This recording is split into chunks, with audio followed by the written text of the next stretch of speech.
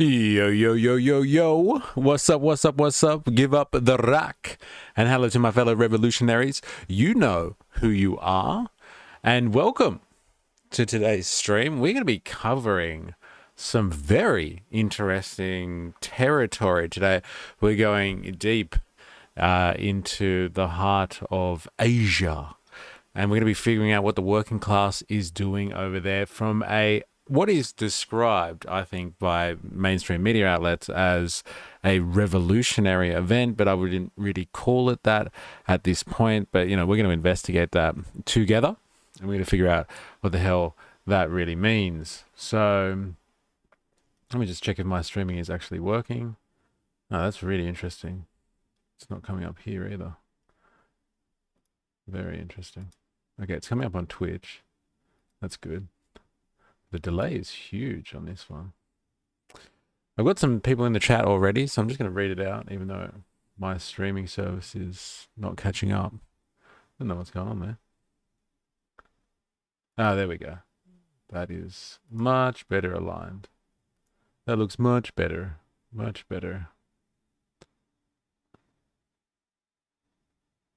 Okay, here we go. Here we go. All right, so yes, yo, 4AS, what's up, what's up? Give up your price for being in opposition and cooked opinions. Icy Skeen in the house. Good morning to you, Lab Jeff, brother. How are you? Having lived in the NT, every time Jacinta spoke, I felt like it felt like an open mic. Yeah, she definitely gives off that vibe, doesn't she? Some definite foot in mouth stuff going on over there. A lot happening today. Add the drones in Europe to that list. Ooh, speak about the drones. Tell me more, dilemmas. I would like to know what you know, so I could be across that one too.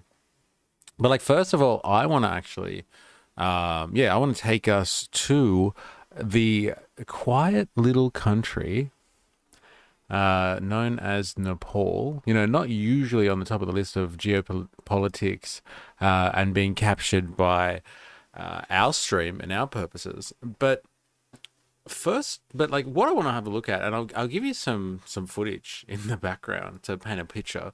But what we're looking at here is a situation that has unfolded very, very quickly. And it's all centered around, I would think, some very typical working class issues, some matters that deal with the economy.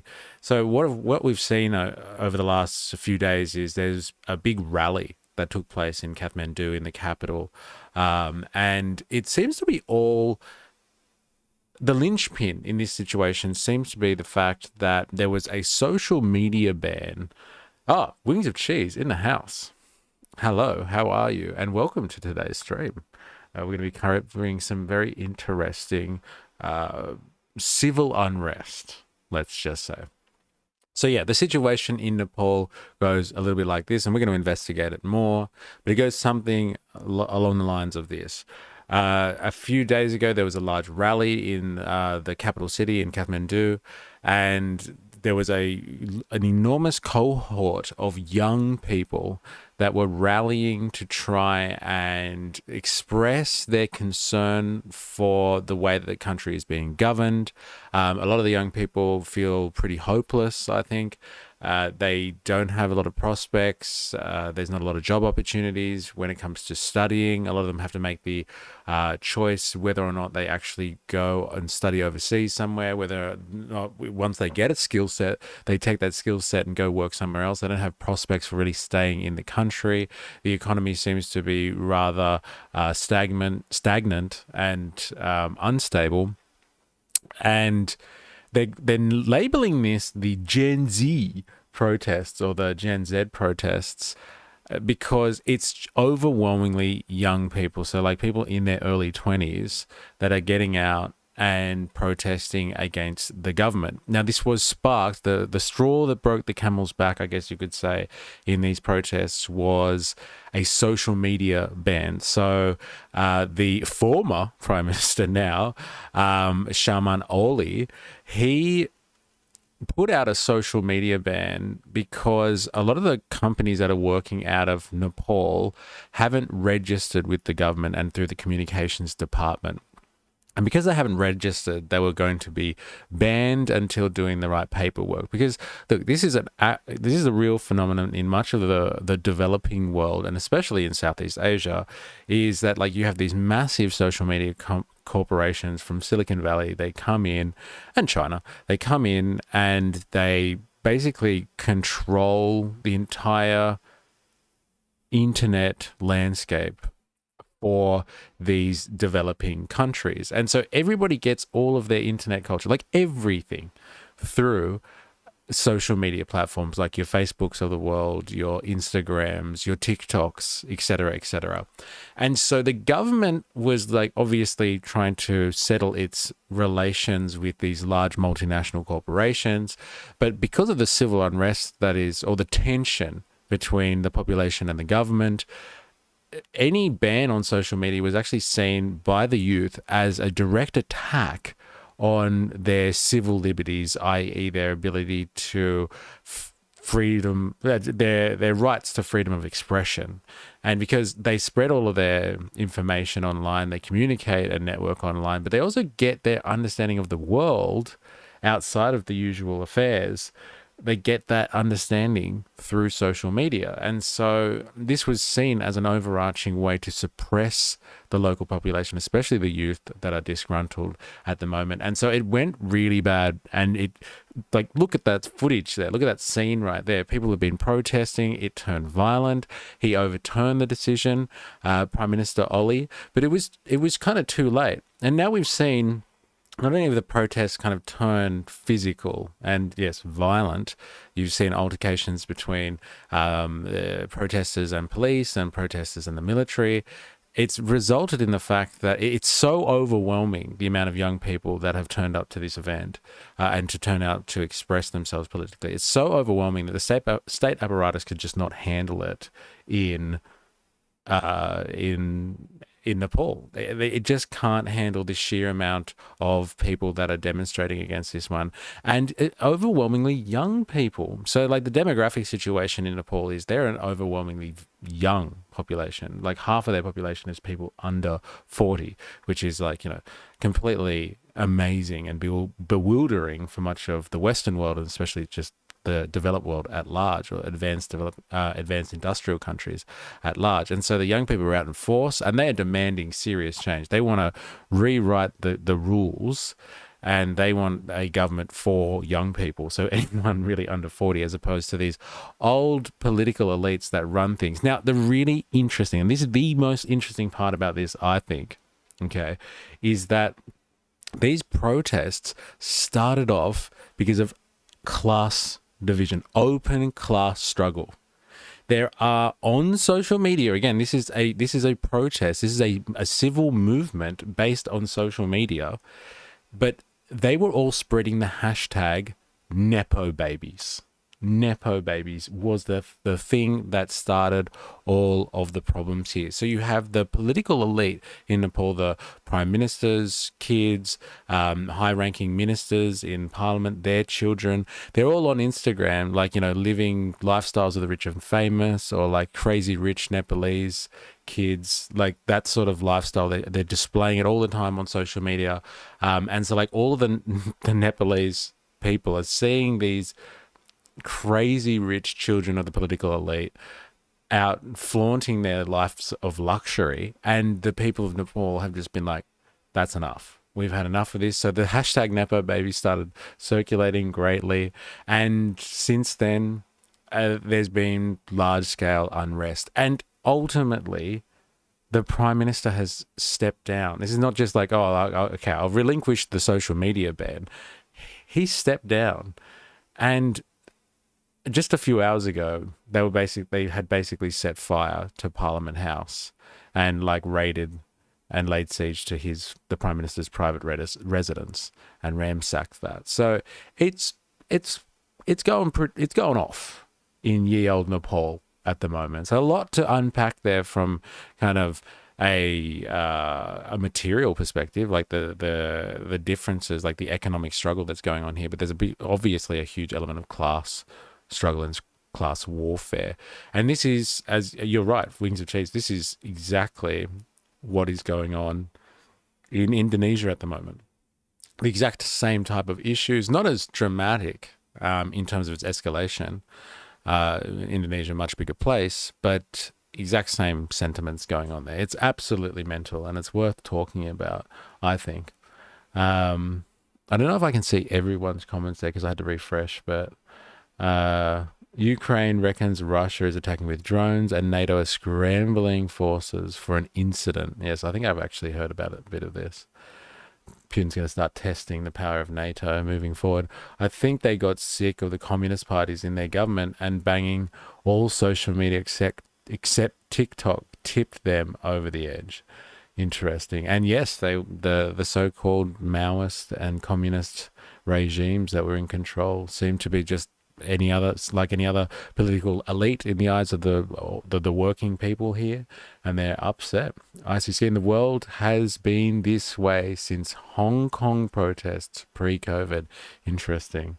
YouTube is a cuck for fascism. Voltage, I'm assuming you got censored. The youth are able to see that poverty is a political choice. There it is. Crazy rich Nepalese. Sounds like a Black Mirror episode. Well, this is like a Black Mirror episode 4AS. Like, I'm telling you, like, you can see how young the crowd is generally because they're all running around, and like in every scene you see them and they've got their phones up, like everyone's streaming this live.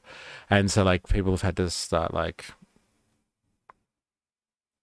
yeah, they've started banning live streams of all of this sort of stuff on various social media platforms. But it seems to be a relatively young person's endeavor at the moment. So we're going to look into this and try and get a good background on it. Political leaders, children would be posting a luxurious lifestyle, boasting about it, while other people their age are struggling. Yes. And so like this is the large scale kind of disparity that's going on with inequality across the capitalist world at the moment anyway. And people are pretty upset about it. So, we live in interesting times. Let's just say that, shall we? And this is a reflection on the periphery, the imperial peripheries. This is a reflection of what's really kind of going down at the moment. And,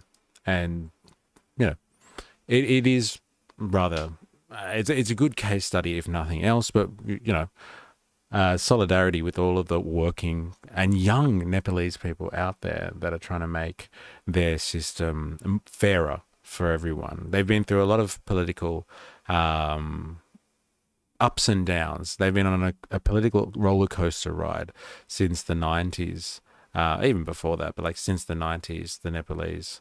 And the next generation is going to stamp their authority on this situation, and they want to see changes. So let's get like a quick summary of what's going on there. This is from Channel 4 News. And the video is called, Nepal PM quits after deadly Gen Z corruption and social media ban protests. So, people are particularly concerned. It's not just about the economic issues, but like the corruption in the government themselves. They're really upset. I think that's just a broader catchphrase for the mismanagement of government as well. And the fact that they do they look after their own class interests as a political establishment, but they don't look really after anyone else's interests. And they get away with absolute murder. Best we can manage in Oz is booing Albo at the footy. Yeah, I know.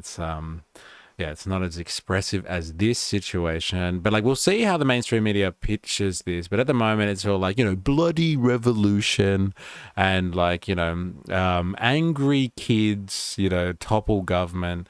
So we'll see how this gets spun, but let's get on top of it. So we are armed at least and ready before the spin machine comes out and the mainstream media makes an absolute meal of this. Now, just on an absolute side note, for anyone who's been around for the rest of the streams this week, I have done my best. I've done some, makeshift work to try and stop the issues that I've been having in my streams for the last couple of days. So this camera should be okay, and I should be able to do other things as well, I am hoping. But like, if you see my video footage unsync from the audio at any point, please let me know, just so I can keep an eye and monitor it. But for the most part, I think I have solved the problem. So yeah, let's have a look and just get some context here. And there was a really interesting video that I started watching before that's actually, I think it's from India, and it actually explains more and like with more detail than the Western media how all of this started. So we'll get a quick recap of the events, and then we'll go into a more localized perspective on this one. Look carefully at the guy in the green. Ooh, did you guys see that? Let's just watch that again. Look carefully at the guy in the green. This guy. Armed, bro. Hit at speed, Yeah. but then gets himself up. Fucking hardcore. At least 20 people have now been killed in anti-corruption clashes in Nepal, with hundreds more injured. 20 people. Pretty crazy. Remember all that stuff that sparked off in Indonesia was over one dude. Like, they were, active for a while, but like the police killed one dude and then they got pretty upset. Like 20 people have died so far here. That's pretty crazy. This is the motto of our protest, fighting against corruption. High-velocity water cannon and tear gas were the weapons of choice for police against what organised... So can someone, like, that's way Water cannon better and at popular tear gas culture than were the I am, weapons of choice explain for police. this. This seems to be a phenomenon that's been big in the Indonesian process as well, and it's a reference to One Piece or something like that. I'm not sure exactly what the meaning is behind that, but it's got the yellow hat and the skull. I'm assuming that's the hat by one of the main on one of the main characters. But if someone could explain to me exactly why that's prominent, because I know that protesters have been picking this up as symbology, so it's interesting to know, like, to know exactly why they have commandeered this style of symbology. It must be generational for them as a symbol of a particular type of culture. But like, here's the Nepalese flag. Sick flag, by the way. I didn't realize that it formally looks like that. Apparently it's like the only country in the world that doesn't have a rectangular flag. Would you like to know more? Some crazy drone footage of it this morning, and it looks crazy. Take note, old foggies. The young ones are rising. I know, right? Like, look at these kids. These are like, these are all 20-year-olds, like max, like some late teens and some early 20-year-olds, and they are out. Yeah, that reference went over my head too. Yeah, I'm not too sure. I haven't watched it. I never watched One Piece, so I guess, yeah, someone will tell us in the chat eventually. So I've got some context. Against what organisers have dubbed the Gen Z protests. So how did this all start? Young people have been taking to the streets to rally against a government social media ban that saw the likes of Insta, X and TikTok taken away. This came after a Nepo Kid campaign put the spotlight on the lavish lifestyles of the children of politicians. But the problems run deeper. Youth unemployment is high across Nepal, and claims of government corruption are rife. All the Nepalese citizens are fed up of corruption. Every youth are going outside the country, so we want to protect our youth and make the country's economy better. For that, we need a new youth, new power, and new politicians who are well educated to move the country forward. Under pressure. It's a very interesting comment, I must say, saying that, like, we need not only a new government, we need a government that is well educated. So, like, a generation ago, you had basically, communist revolutionaries taking over and setting up what they would call a democratic republic that kind of superseded the old, I guess you would call it a parliamentary monarchy. And so they see this as obviously a very important turning point, but like, they will also see these revolutionaries as from a bygone era. And so now the country has modernized, and like, you have young people that are getting educated and they're seeking jobs and stuff like that. They want educated people in power, not just old revolutionaries. Straw Hat Pirates Unite. Luffy and his Straw Hats were called terrorists for standing against the world government in the show. Ha ha. So it's a symbol of political expression and protest. Got it. Got it. Interesting. Weird how communism always seems to lead to rich elites, almost as if human nature is the problem. Ooh, I don't buy the human nature argument, but I do, and I do like the old adage of absolute power corrupts absolutely. And so if you have any type of regime where they call themselves ideologically aligned one way or another, if they get into a position of power and take over any system, then, we all know where that goes when people get way too much power in their hands. They set up dynasties and have Nepo babies as children that cause civil unrest because they can't help. But in this 21st century world that we live in, they can't help but showcase their entire life for everyone to see. One Piece for the win. I hate the human nature argument, rubs me up the wrong way so much. There it is. But I know what you meant by the intent behind human nature in this regard. I believe it's got to do with establishing ruling elites, and that's what people do when they get power. But when people, I know what you're saying, 4AS, when people say things about greed and use that as a justification for capitalism, that people are just greedy, man. People are just greedy. I don't like that argumentation. It's human nature. The pendulum always swings too hard to the right or the left. Drums of liberation are pounding. It would seem so. And it's a very interesting assessment by that young man, I must say. Again, I'm very surprised. We want educated people in power. Hey, what a call that is. Eh? People that know what they're doing or have some level of generalized knowledge should be controlling things. It's a very interesting statement from a youth who are probably, pretty educated. I used to work with a number of Nepalese people, actually, that migrated to Australia because they couldn't get work at home, and they were very well educated, actually. Pressure, the government lifted the ban and the Prime Minister has now resigned. They had said after an emergency meeting on Monday that they made decisions to address the demands of Gen Z. But the government had justified the ban by saying they wanted to tackle fake news, hate speech and online fraud, an argument young protesters just weren't buying. Our demand and desire is for peace and to end corruption so that people can actually work and live back in the country. We will work to continue pressure on the government. These are typical working class issues. There's no real cultural bent on that. Materially, he's worried about the state of the economy and he wants jobs around so people can stay in Nepal and not have to traverse the world to find some type of security. They just, they want to make things work where they are. This is very basic working class stuff. Interesting. The clashes haven't stopped. Kathmandu's international airport suspended flights and the former Prime Minister's residence has been ransacked by protesters. But with the indefinite curfew seemingly being ignored and protests spreading to other regions, anger towards the government shows no signs of letting up. Well, we're joined now by Nayana Prakash, who... All right. Good summary. I want to get to this other one because it's really interesting. They go through the social media posts pretty much, or the stuff that has helped fuel this violence. And I want to watch the rest of it. Where did we go? Here's this one.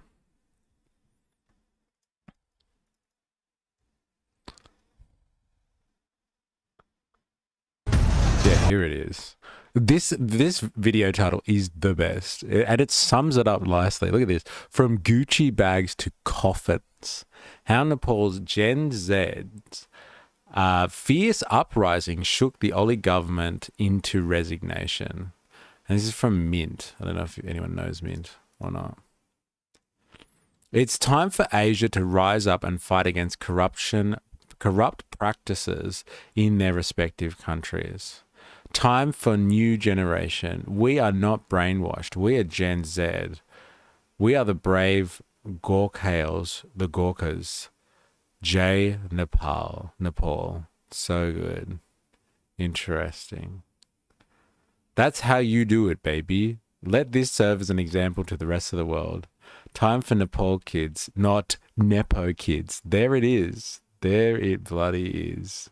It's time for Nepal kids, not the Nepo kids. Yeah, okay, I've seen some explanation of this as well.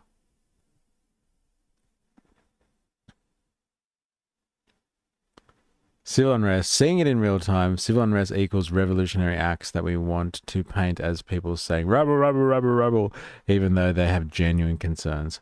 Oh my God, go Asia. I know, it's going fucking off. We've got Indonesia, very similar circumstances. We've got Nepal happening. We've had similar unrest earlier in the year, not like as extreme by any stretch of the imagination. But it's like similar concerns popping up in Malaysia, and there has been similar concerns very early in the year, I think in the Philippines as well, around governance and issues of a working class nature, I would say. This is the USA in 18 months and Canada within 36. These protests will spread across the globe. Inequality is too widespread. People are literally being crushed to death by debt. Like, who are these people? We need to recruit them into, like, this is like the most accurate line. People are literally being crushed to death by debt. That's the modern financialization of the capitalist world right there. And like, this is all from Mint, bro. Yellow Mint. Let's do this. Let's have a look and get some insight here. First of all, we're just going to quickly diverge. One Piece has revolutionized a generation. Hey, thank you, media. Freedom of expression. Let's have a look at the explanation for the One Piece stuff. You guys see that? The Straw Hat Pirates flag from One Piece has become a protest symbol in Indonesia ahead of the country's 80th Independence Day. But what's really behind this movement? As Independence Day approaches, the flag has gone viral across the country. People are flying it alongside, or even in place of, the national flag. For many, it's more than just a fandom trend. It's a creative protest against the current state of the government. In the anime, the flag represents freedom, resistance to corruption, and the fight for justice. Values that resonate with many Indonesians today. Some government officials warned that this trend could threaten national unity and urged people to respect national symbols. Others, including politicians and netizens, defended the act as a peaceful and artistic form of criticism, far safer than street protests. Flying the anime flag beneath the red and white has become a quiet way for people to express frustration while still showing love for their country. This phenomenon proves that even a fictional symbol can become a powerful... Pretty cool idea, right? You fly it under the flag so you can still, you know, hey, I'm cool with the country. Just don't like the way that things are happening right now. Man, I got to get into One Piece. That's funny. I would have pegged you for AS as an anime person every day of the week. I thought that this is like seminal. I thought One Piece was seminal anime. I thought you would have watched that probably multiple times, actually. voice for real-world struggles, violence. Interesting. It's protest symbology in action. All right, let's watch this, shall we? Let's get an inside scoop.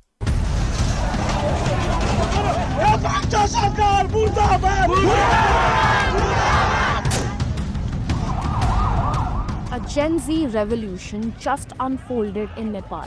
19 people were killed.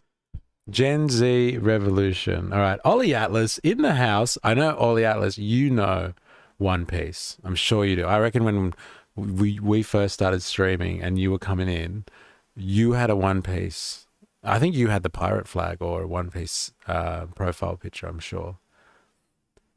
You know, it must be bad elsewhere in the world when Aussies start protesting government corruption. We don't march for anything. Yeah, pretty much. I know, but you got to commit with One Piece. Ah, okay. I did a 2K word essay on One Piece at uni. Got an A+. Oh, it's a huge series. Akame Gar, Kill, Watch, Long Wen. Not sure if that's a typo or if that's some type of actual language, but I'm not down with that. Please explain.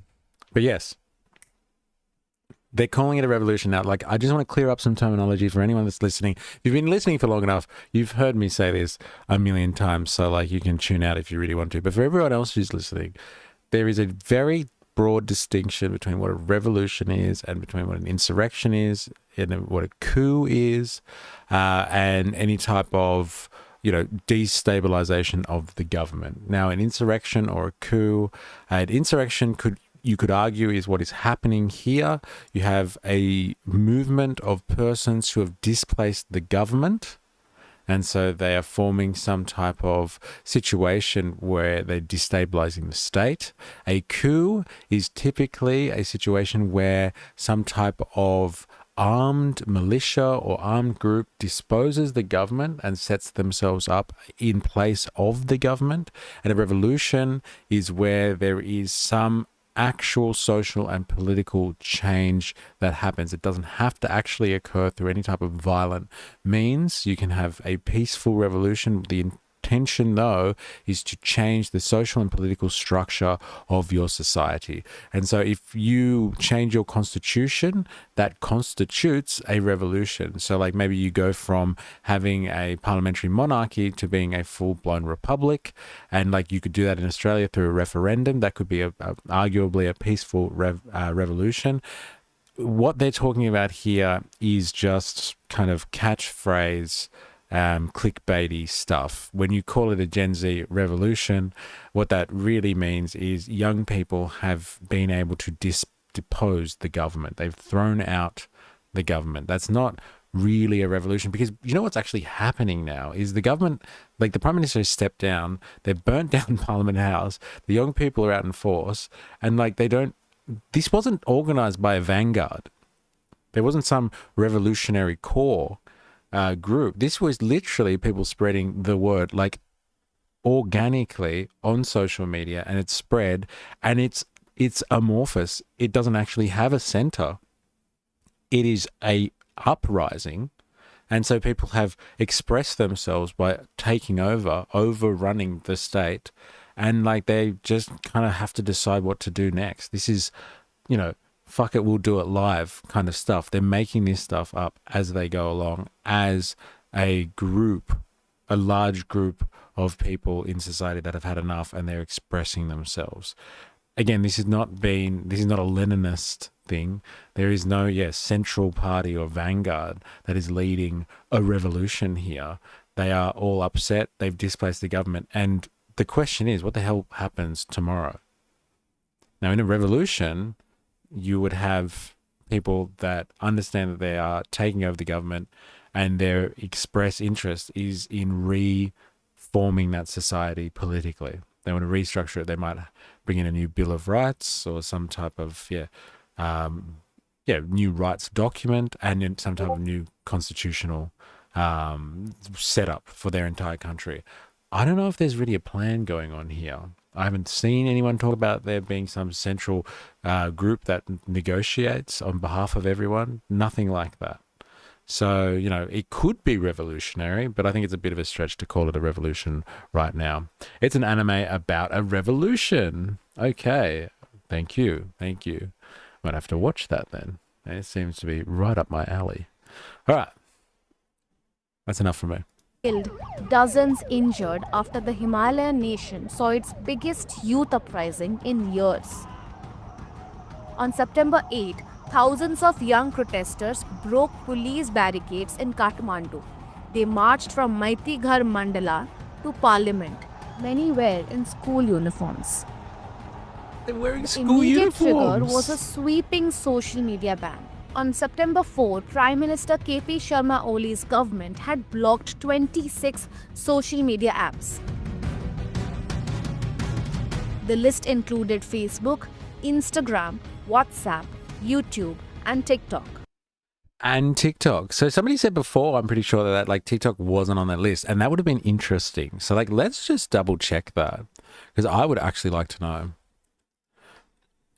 We are just in a stream looking at the protests that are happening in Nepal at the moment,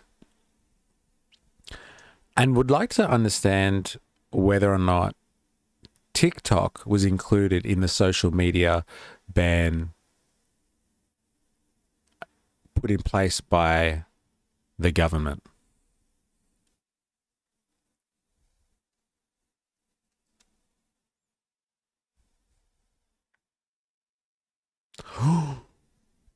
Oh, isn't that interesting? No, TikTok was not banned in the recent government-imposed social media restrictions in Nepal. Government targeted 26 platforms, including heavyweights like Facebook, Instagram, WhatsApp, YouTube. TikTok, Viber, and a few others remained accessible, having complied with the government's registration requirements. Reports indicate protests organised used TikTok and Viber to mobilise support, filling the communications gap left by the banned platforms. That's fucking crazy, isn't it?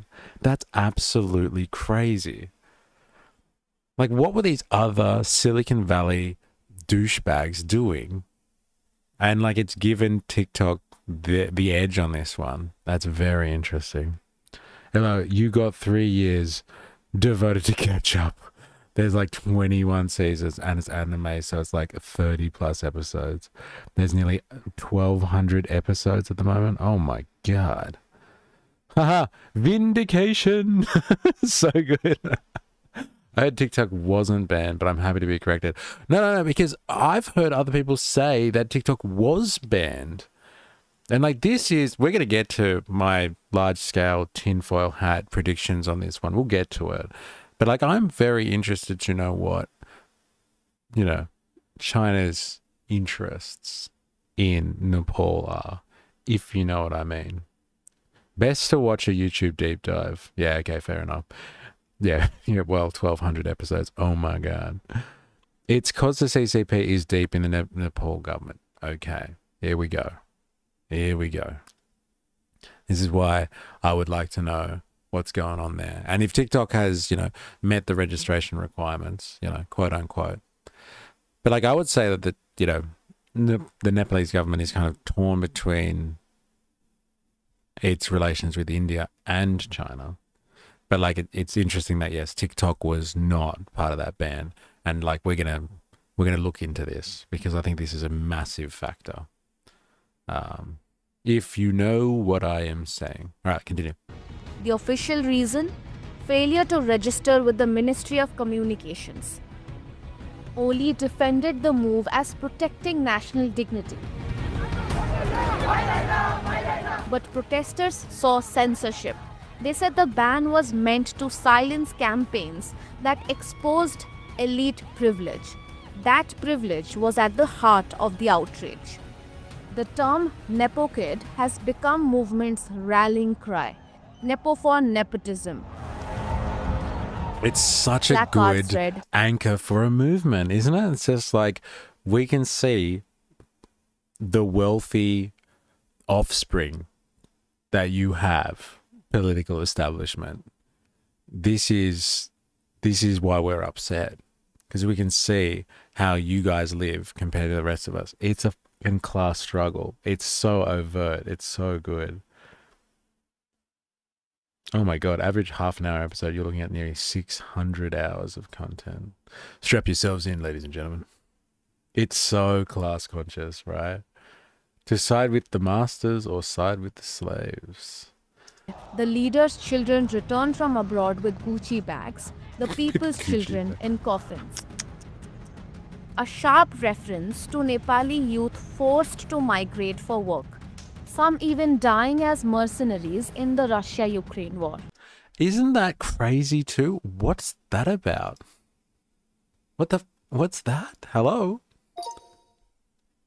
We have just seen an allegation from the media that Nepalese youth are dying as mercenaries in the Russian-Ukraine war. Can you confirm whether this is happening and to what side they are servicing?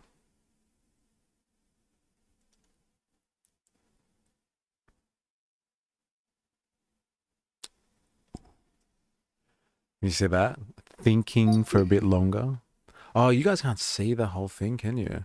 Oh, I hate when that happens. I'm sorry. I just can't actually see the response. So says yes, Nepali nationals have been recruited and have fought for Russia in the invasion of Ukraine. Multiple news outlets and Nepal's government have reported confirmed deaths and sizable numbers of Nepalis serving in Russian forces as contracted mercenary fighters. Did anyone know about this? Russian mercenary companies have been recruiting from the global south for years now. Wagner has a history in Africa. Oh, I had no idea that they were using mercenaries from around the world. I thought they had their own mercenary forces. I didn't realize they dipped into the world's populations for that one. Who are they serving? Reports of official Nepalese statements indicate these men were recruited into Russian units, i.e. fighting on Russian side. Some were enlisted via recruitment channels, promising pay, passports, and fast-track citizenship. Estimates vary by source. Reporting has ranged from hundreds to around 2,000 Nepali nationals recruited to fight Russia. Numbers are fluid and come from a mix of embassy records, confirmed casualties. Nepali officials and multiple news outlets have confirmed dozens of deaths, reporting at various times of confirmed Nepalis killed in combat and several more wounded or missing. Governments have worked to identify bodies. Wow. What to keep in mind, numbers reported in the press are estimates and have changed over time. Fine, they're estimates. Yes, okay. For a short time, like, wow, that's mental. That's mental. I would like to know more. I've seen videos of Chinese guys who speak English, and he said he was in a company with people from all over the world. Fuck, it's like it's the Russian Foreign Legion. That's mental. Unemployment among Look at young that. Nepalis aged 15 to 29 is 19.2%, and many families aged 15 to 29 is 19.2%, and many families 19.2%. survive on remittances, which make up 33% of Nepal's GDP. Videos on TikTok and Reddit went viral. They showed elite kids. Yeah, this is it. Look at this stuff. These are all the ultra rich of Nepal's political class just chilling out. The Nepo baby trend on TikTok and Reddit exposes lavish lifestyles of politicians' children. Do you support this trend? Flaunting designer clothes and foreign stays. These clips were contrasted with ordinary Nepalis struggling to make ends meet. One Reddit post read, "Children of elite politicians know where their luxury comes from." It's our money for our nation, not for corrupt politicians and their families. Taxpayers like you and me. Another read, "Our taxes, their luxury." These days, we see Nepo kids of politicians flexing abroad. Gucci bags, iPhones, Dubai trips, foreign degrees. But let's check the math for a second. PM salary equals 94,000 NPR a month. CM's salary, 61 to 72 NPR a month.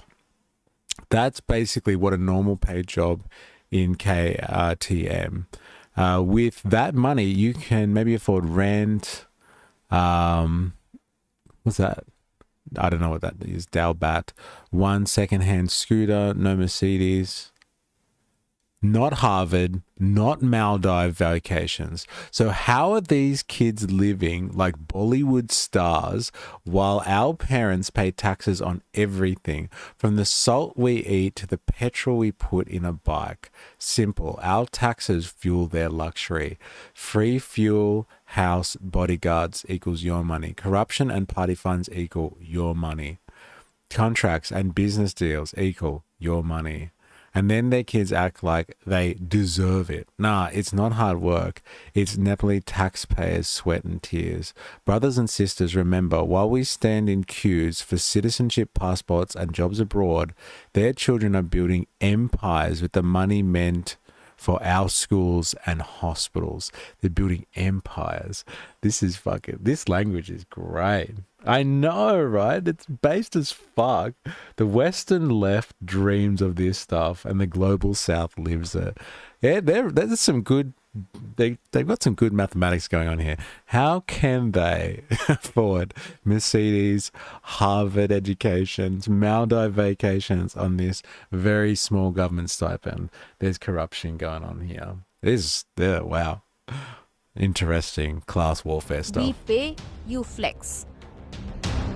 The anger targeted families of Prime Minister Oli and former Prime Ministers Sher Bahadur Duba and Pushpa Kamal Dahal, better known as Prachanda. It is ironic. Prachanda once led a Maoist insurgency that toppled King Gyanendra Shah in 2008. Now his own family is branded part of the elite Nepo class. Sociologist Dipesh Ghimire told ICT magazine that Gen Z has reframed corruption. Older generations focused on asset probes and nationalization. This generation is comparing leaders' children's Instagram lifestyles with the daily grind of ordinary citizens. He called it a creative and powerful punch against the system. What a world. Now, social media is literally that. It is primarily social. Don't get me wrong, completely manipulated by algorithms. But it is social. And these type of events can be sparked by people who have a shared interest in something. And if that can find expression, if it can break through the hold of the filters and the constraints of a corporate empire that controls the highways of social media, if it could break through, the sentiment is already there. It just needs something to help kind of, spread it like wildfire. And so social media has that application. Again, I'm not suggesting that it's not restricted at all, and like there are filters and algorithms out there that stop real working people being able to express themselves. But like, this is it. The sentiment and the current underneath was strong enough, so once it broke through, it was able to gain some real traction. It had to be material. These people actually had to have a shared interest in all of this stuff in the first place.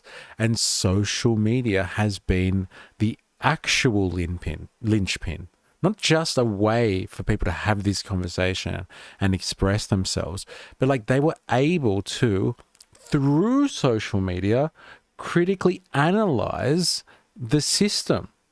That's where they were getting their analysis. They were like, we don't need to talk about like policy decisions and how you guys are stealing assets and like a controlling thing through corrupt behavior that's based on speculation and like flimsy evidence. We can see it because of the way your children are like basically literally posting it online. They are showing the world how like displays of their ostentatious lifestyles. And like, how is it possible given the type of money that you get simply from your government positions? It's actually impossible. There must be more going on. We can see the actual fruits of your lifestyles, what's really going on here. And here we are. This is the actual intent of social media. I would say, like, you can actually figure out what's going on around your community. You just have to be savvy enough to follow the right people, I guess. You have to follow the right people. Like most of the political commentary that comes out about like, Trump's administration these days it's just like people in the media who are just like, so I went on X and this is what Trump posted. And that's how they figure out Trump's ideas about foreign policy and tariff decisions. It's like whatever Trump posted on X today. And then like the world just goes, oh my God, did you hear this? Nepalese officials must get their trading tips from Pelosi. That's funny. As protests escalated, the Nepalese army was deployed across Kathmandu. A curfew was imposed. Police used water cannons, tear gas, and even live fire. The Kathmandu Post confirmed at least 19 deaths. The movement was branded the final revolution. It was leaderless, but it kept swelling. Kathmandu's Mayor Balain Shah and celebrities like Madan Krishna Shrestha and Haribansh Acharya voiced support. Some even donated to the cause. Managing director of ride-hailing app Pathao, Ashim Mansingh Basniar, told Republica newspaper that this is not hate, this is accountability. People will expose you. One ex-user described the government as a classic case of toxic parenting. The protests became a mix of anger against corruption, nepotism, inequality, and social media blackout. Oli insisted the What does it say? Gen Z wants social justice. Gen Z, something lives matter. ban All lives matter, maybe? I don't know. was about sovereignty.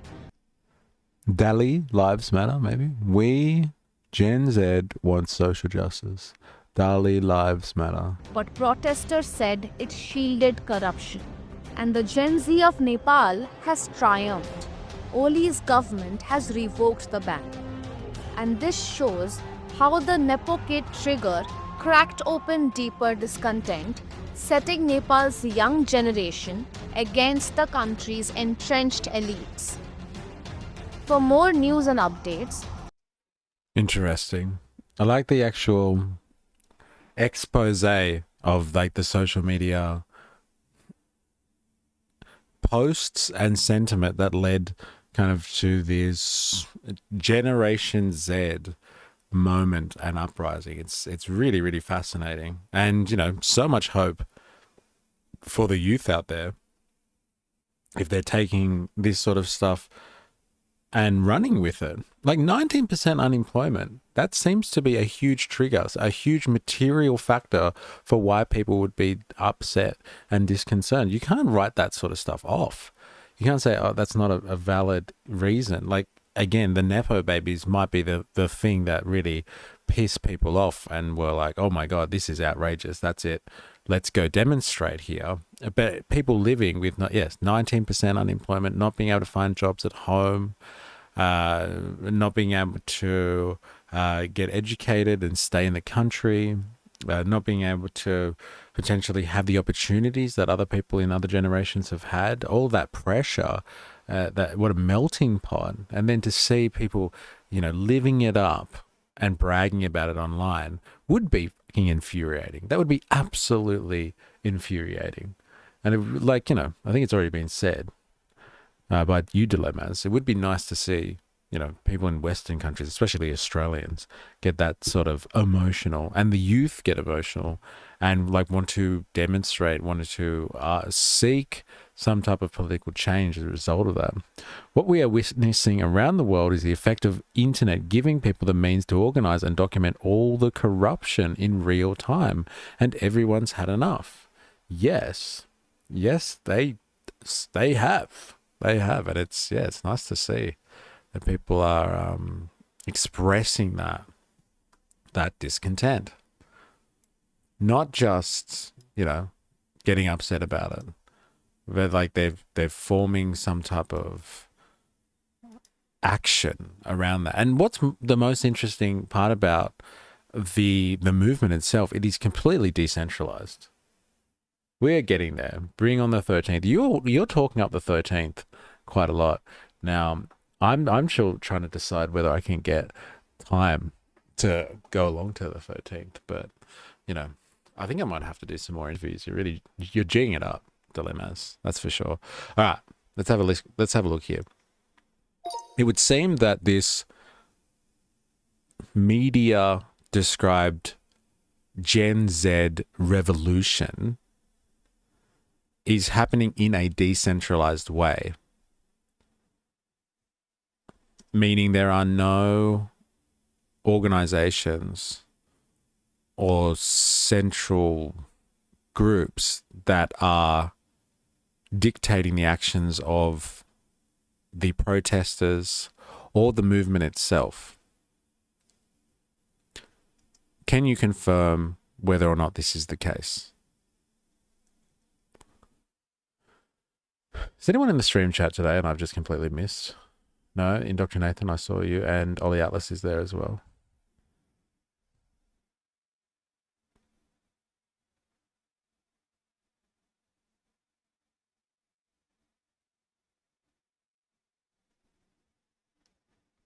Just checking. All right, let's do this.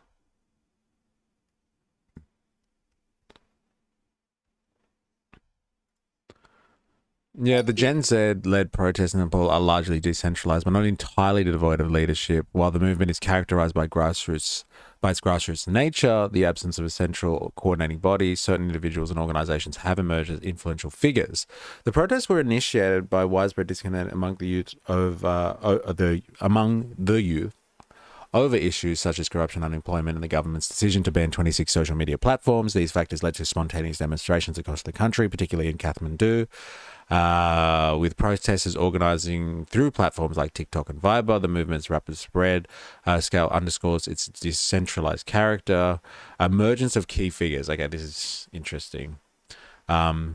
Sudan Gurung, a civic leader and president of the NGO Hami Nepal, Gurung has been at the forefront of the protests. His organization leveraged platforms like Instagram and Discord to mobilize. What's on Discord, man? There it is. It's the expression of the youth.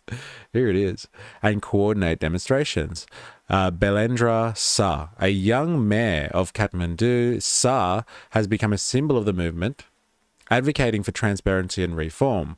Following the resignation of Prime Minister KP Sharma Oli, Shah called for calm and encouraged youth to prepare for active participation in the nation's political future. So, like, this could turn into a revolutionary moment. This one right here, it's possible.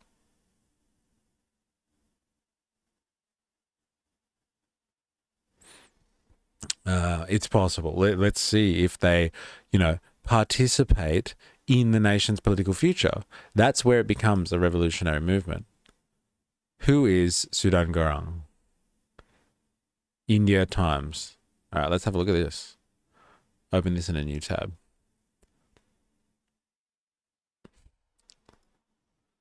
You guys see that? Yeah, you can. Who is Sudan Gurung? At the forefront of Nepal's youth movement, protests escalate to violence. PM resigns and social media restrictions fall.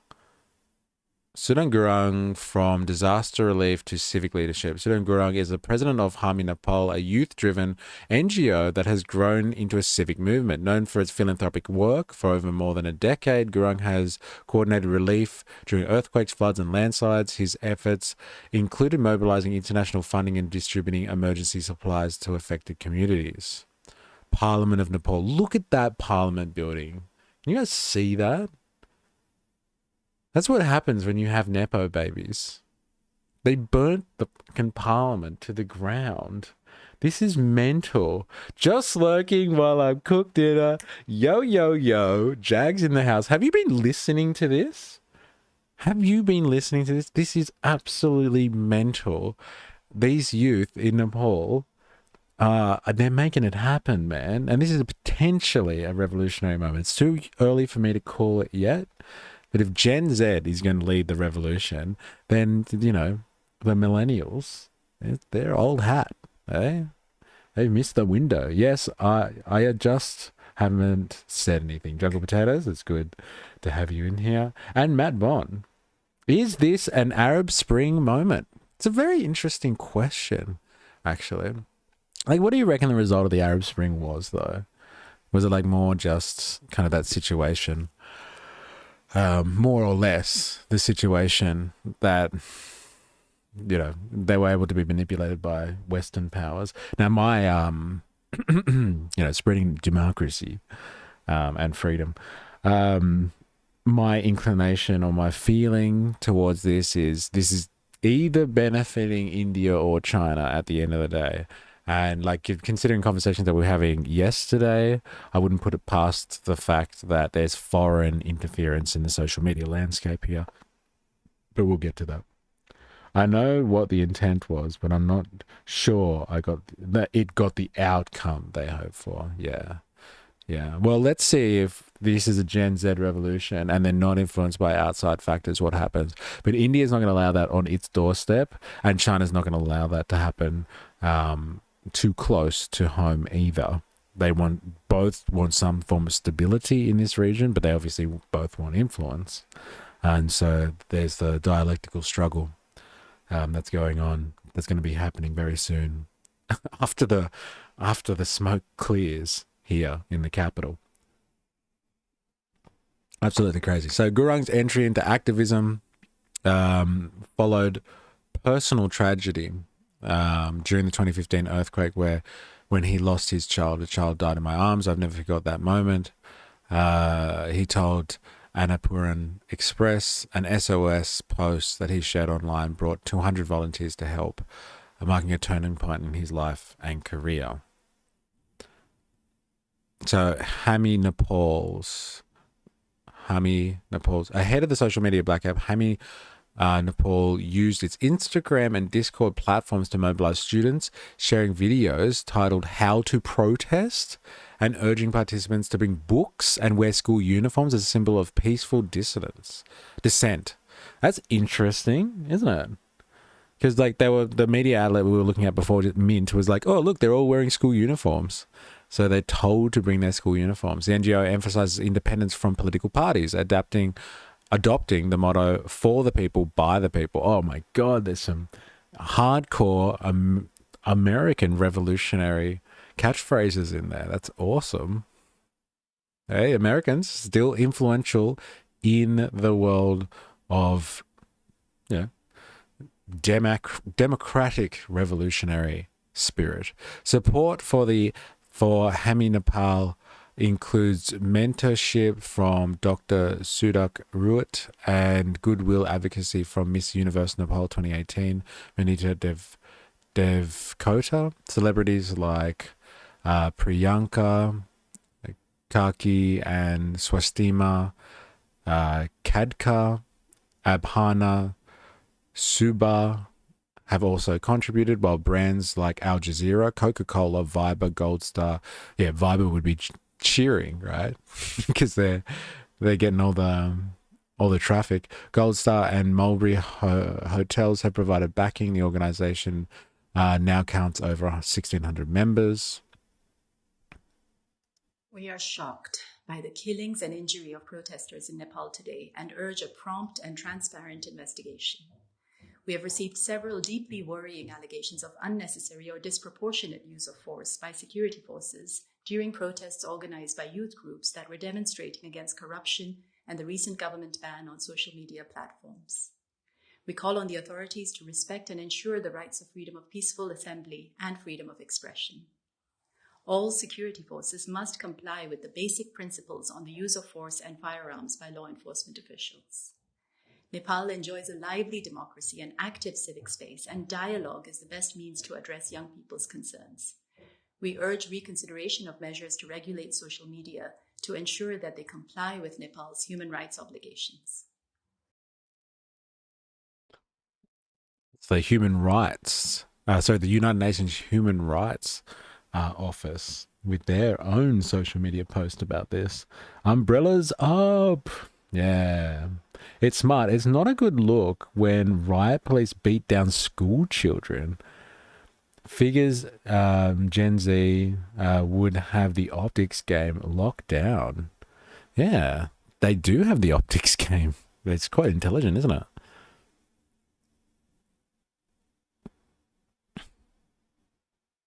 It's shameful to see the international media framing Nepal's Gen Z protest as merely against the social media ban. That's not what it's about. The protest was, and still is, against a corrupt system, unchecked government privileges, and years of exploitation, reducing it to just...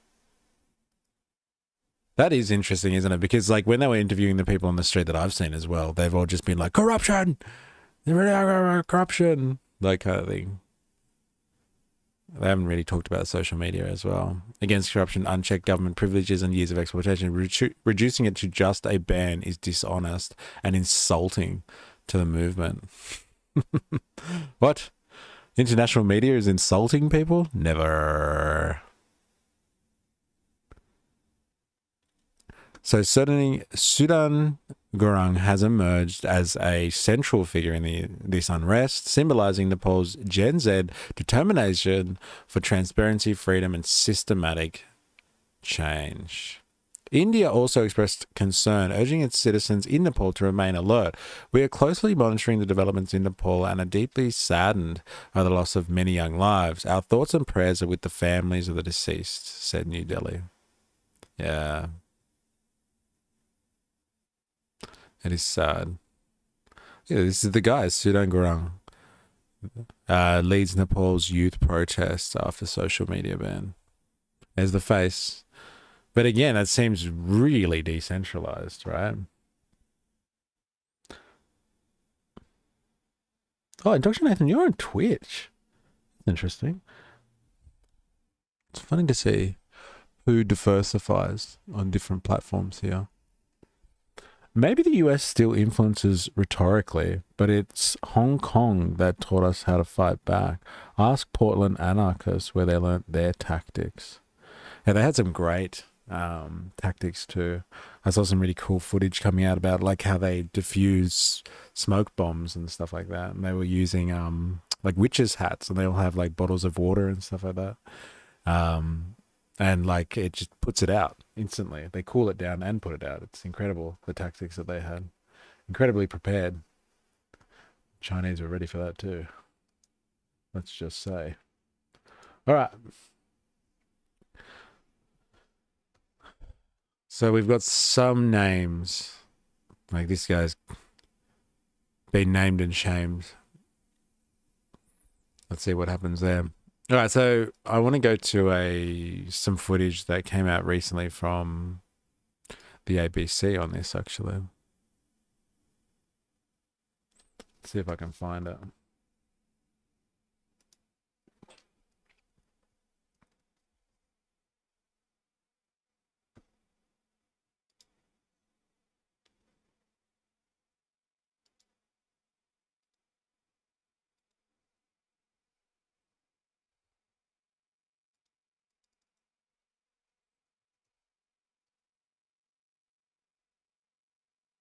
It's been a dramatic and at times dangerous day here in Kathmandu. Within 24 hours, we have witnessed a historic political reversal. Hours after Prime Minister KP Sharma Oli resigned on Tuesday, what started as celebrations quickly descended into violence. Crowds broke through the gates of Parliament, stormed the building and set parts of it on fire. A former PM was attacked by mobs and his wife severely burnt by protesters. Their private residence was also torched, and television channels were showing people smashing furniture, ransacking rooms and then setting them alight. While the police looked on, seemingly outnumbered. Social media footage also showed the finance minister being assaulted. Protesters we spoke to told us the violence was justified, saying that their anger is a reflection of years of corruption, poverty and the sense that politicians here have been enriching themselves while ordinary people struggle. After the PM's resignation today, we saw convoys of young people on motorbikes, blaring their horns and waving Nepal's flag in celebration. But their anger hasn't gone away. Many say they want the PM arrested and that they won't stop them and the entire political class until they've been swept out. For now, the night appears to be calm, but the people here are on edge.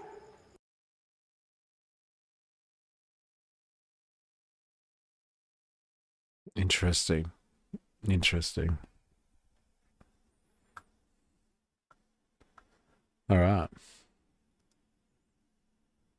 Oh, how's the propaganda? Plus, you get emotes. Geez, mainstream media, stop trying to make me like the protesters because it's working. Yeah, it was just celebrations until it turned violent. And, at least they called it. The protesters are like, well, it's fully justified. Hello. Why are these people protesting? We won't ask them, but we'll tell you nothing in the process. Yeah. But like the people themselves, they said it's fully justified. So what do you say after that? You can't view comments on these, can you? There's no comments for these videos. Of course. I would actually go back to see some of those comments on that last video we watched. It was the Mint one, Watch right? Mint News. Yeah, let's have a look.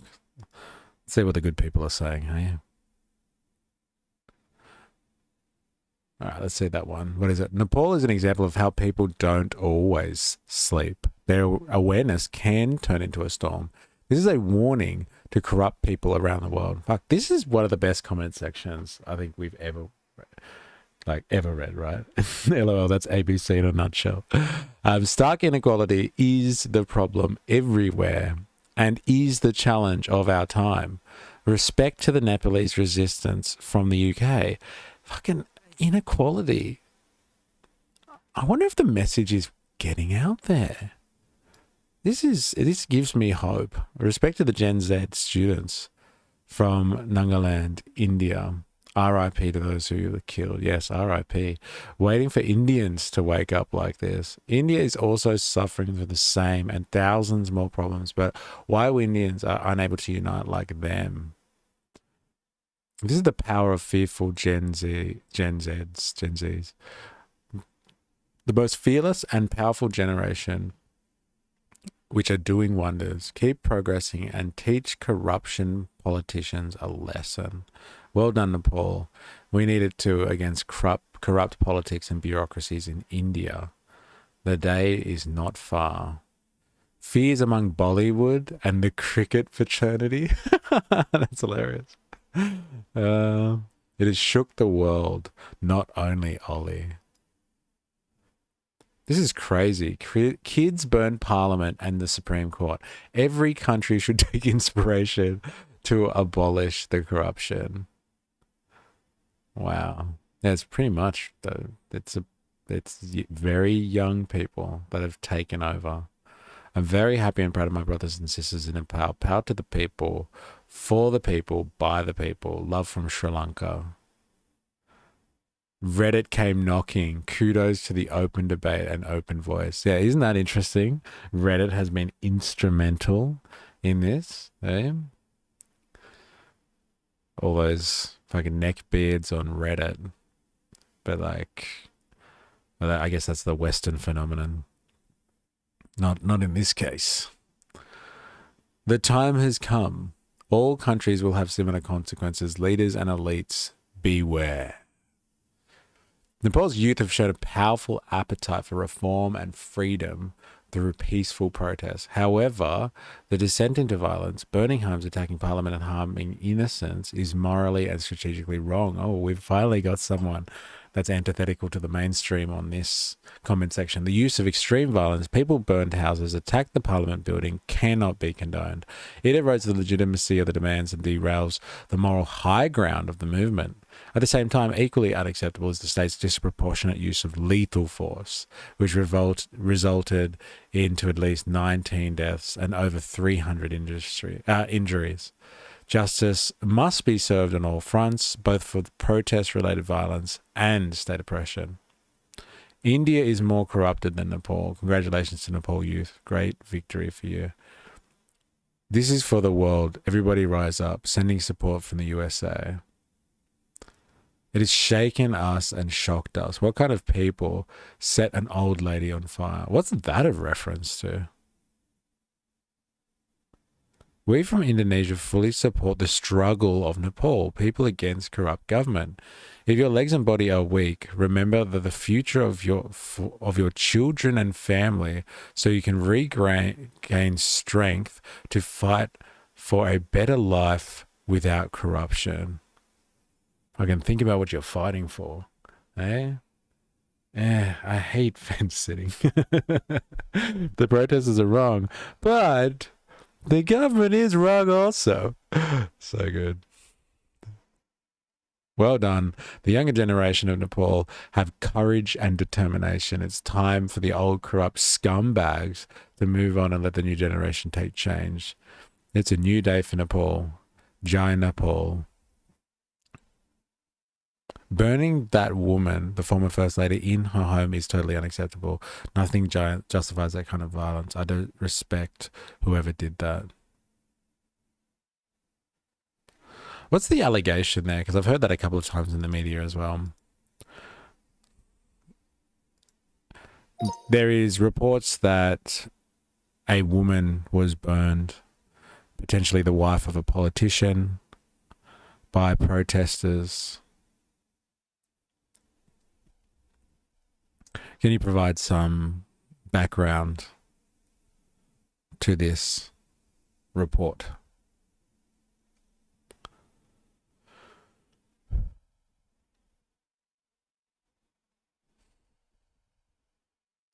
According to India Times, media reports that reports state that Rajya Lakshmi Chirata, the wife of former Prime Minister Jalananath Kanal, was burned alive when protesters set his house residence on fire.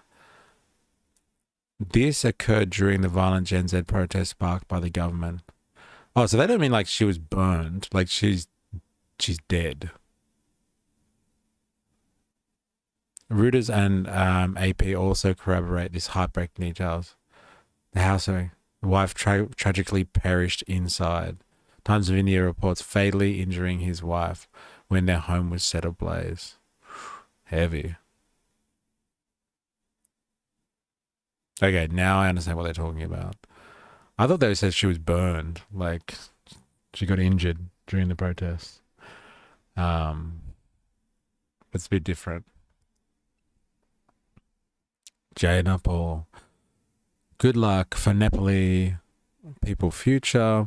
In India, the kids and kins of the BJP leaders are elites. They earn a lot destroying the middle classes.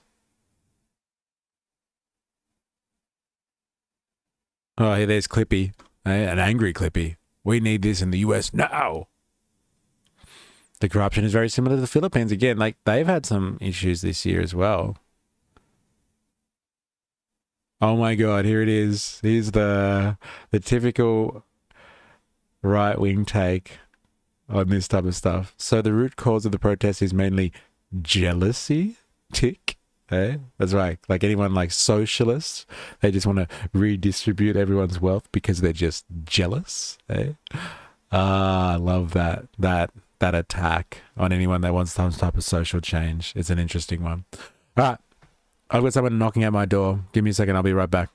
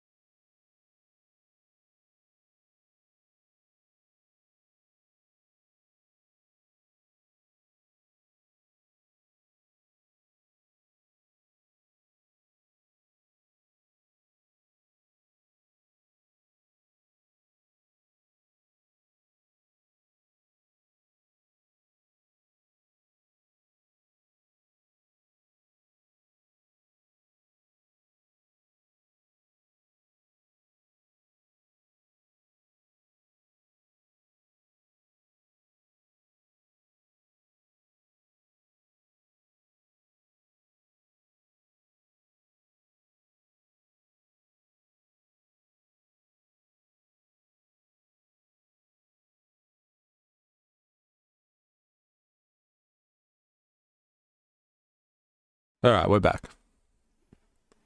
Why is this frozen? How's the stream going, by the way? I don't think the video has unsynced at all. I think I might have resolved the problem from yesterday. Very proud of my makeshift. Refresh my chat. I can't see anyone's comments now. Damn. All right. It's good to know what the people are saying anyway in response to this type of stuff. But like, this seems to be an Indian media outlet, Mint. Mint is an Indian financial daily newspaper published by HT Media. The Mint YouTube channel brings you cutting-edge analysis and the latest business news and finance news with in-depth market coverage, explainers, and expert opinions. We break down and simplify business news for you. Interesting. All right. I think there was one other thing that I wanted to have a look at. This as well. Let's have a quick look-see at this one. I wanted to hear what this guy had to say about them. We start in Nepal, where Prime Minister KP Sharma Oli has resigned after police killed 19 people after anti-government protests turned violent. Yeah, I want to hear what the people have to say. We are here to protest because our youth and friends are getting killed. We are here to seek that justice is done and the present regime is ousted. We are very saddened by all this.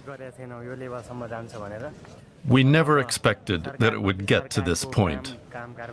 The massive rally on the streets clearly shows how frustrated and disappointed the young generation is. And for all this, I believe that this protest should continue. The government's social media ban was in response to growing allegations of corruption and nepotism in the country. Protesters have largely been young people, in a country where nearly half the population is under 40. The government may have banned social media because the truth became too visible. With their secrets exposed, our leaders chose to shut it down in an attempt to hide from us. In the end, lifting the ban wasn't enough to calm public anger over corruption, political instability, and high unemployment.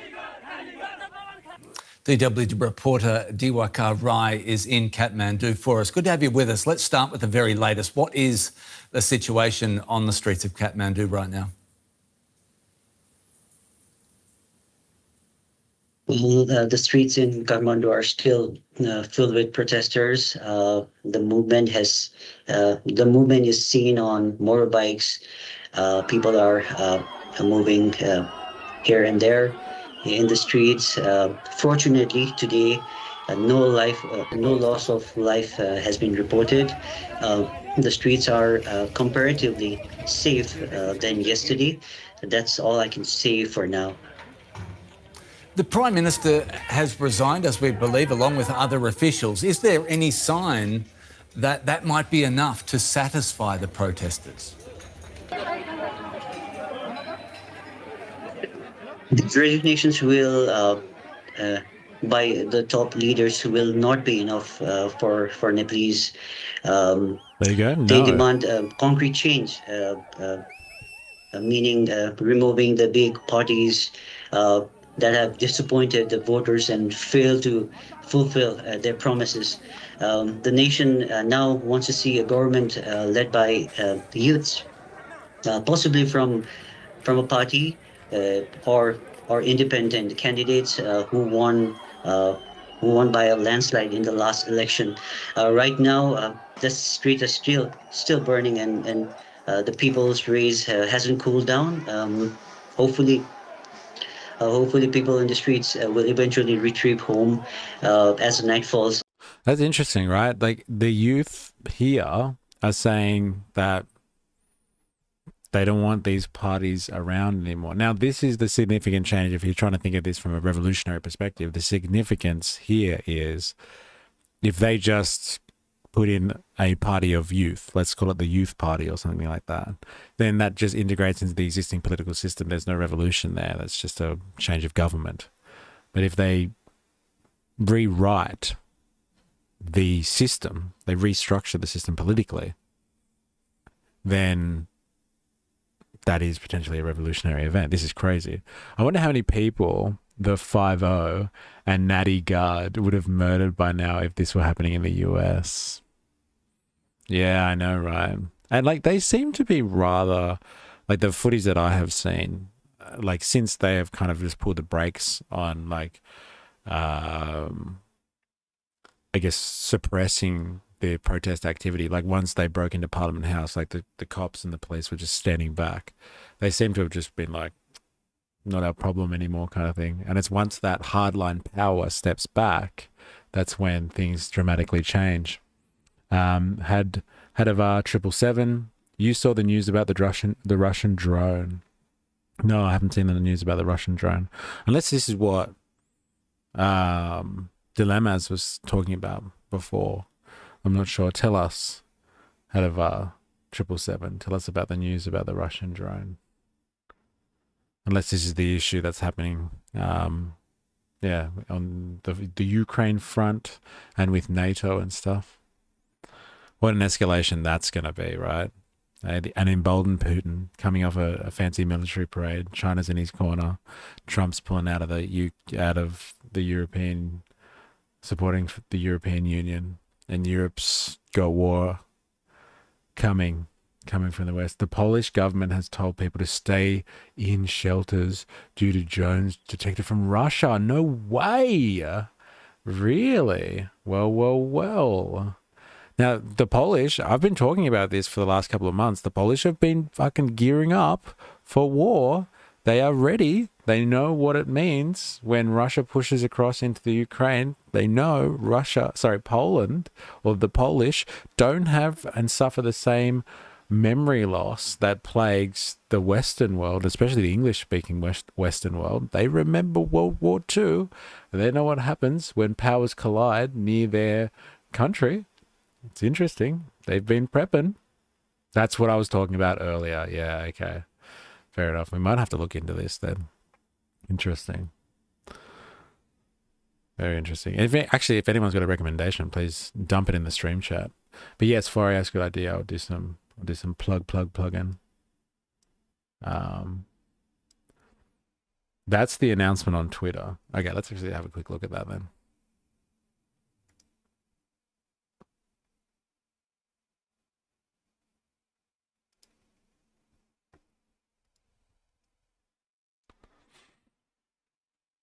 See, like world news and like current events is done now by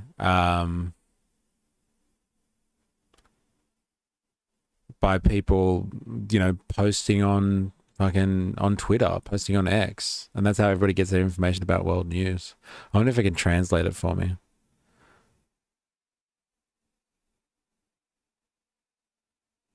Anyone translate that? So this is their post, like the Polish government saying everyone stay indoors. Interesting.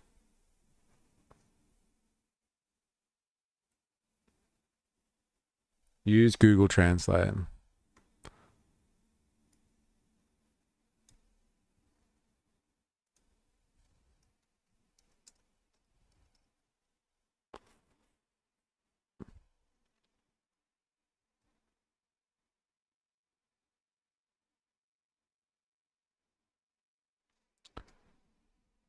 Unexpected error occurred. Please try again later.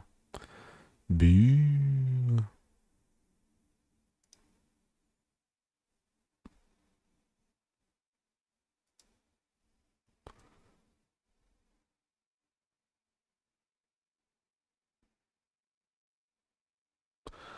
Please note that during today's attack by the Russian Federation targeting targets located in Ukraine, our airspace was repeatedly violated by drones. An operation is underway to identify and neutralize the targets. At the request of the operational commander of the armed forces, weapons have been deployed and operations are underway to locate the downed targets. We emphasize that the military operation is ongoing and we urge everyone to stay at home. The most at-risk areas are the Podlaski the Mosel Weki and the Lublin Voivodeships ships. The operational command of the armed forces is monitoring the current situation, and its forces and resources remain fully prepared for immediate response. Whoa. Putin's testing NATO, bro. Mental. Don't forget, Israeli hit Qatar today as well. LOL. LOL. Far out. It's all happening. Fuck me dead. Interesting. Yeah, Putin's testing NATO, man. It's just like prod here, prod there. Just seeing if anyone's at home. Hey, he's definitely emboldened by recent events. That's for sure. And like Trump, man, like the more you think about Trump's foreign policy, and I'm sure he's got some plan with the old trade wars and tariffs and all that sort of stuff. But like the more you think about what's going on that front, like this could be one of the biggest strategic blunders in American history. The way that he has like used global diplomacy, and he supposedly tried to paint Russia in a nice picture just so I guess he could win over some turf and get some, negotiating room in with Putin. If he, strokes Putin's ego the right way, maybe he can wrangle in a deal somehow. Putin doesn't give a fuck about that. And like everyone's, oh, look, Trump's being played.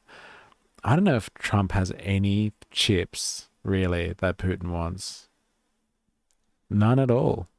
And so, yeah, it looks like he's being played, but it just makes him look pretty stupid as well. And like, look at all these events playing into Putin's hands, it would seem. Maybe a warning to let them stay out of Ukraine. But see, that's a funny thing out of 777. Like, it's in Poland's interests to have Ukraine as a buffer. So, like, and it's in NATO's interest to have the war stay in the Ukraine, right? To be fair, NATO has been testing Putin for yes, fair enough.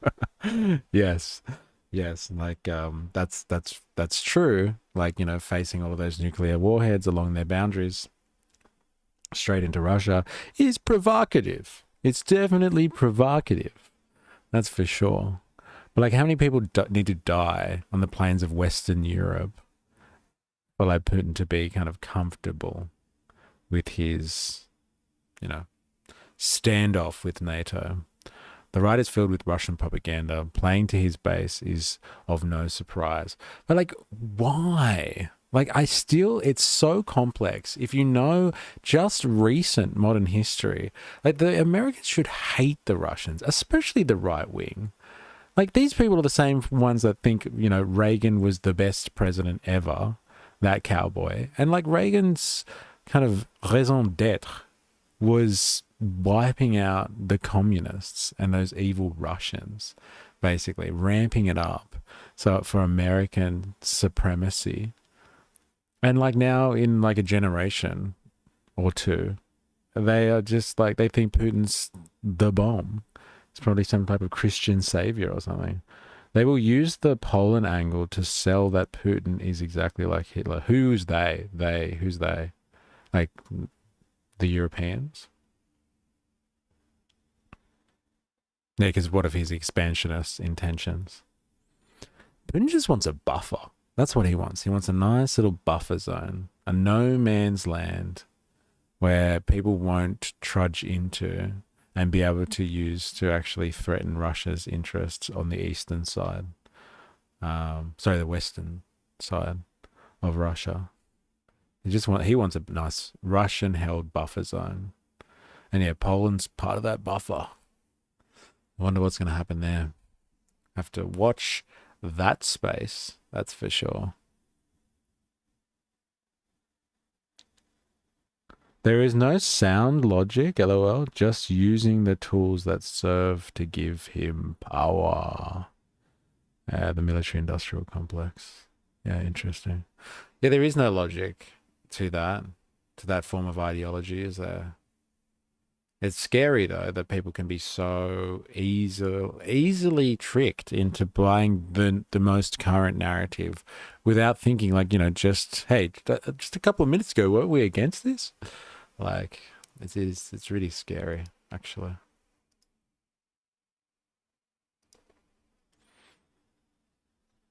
Oh, another X one. Oh, here we go. I've never been on X so much in my life. Let's have a look here.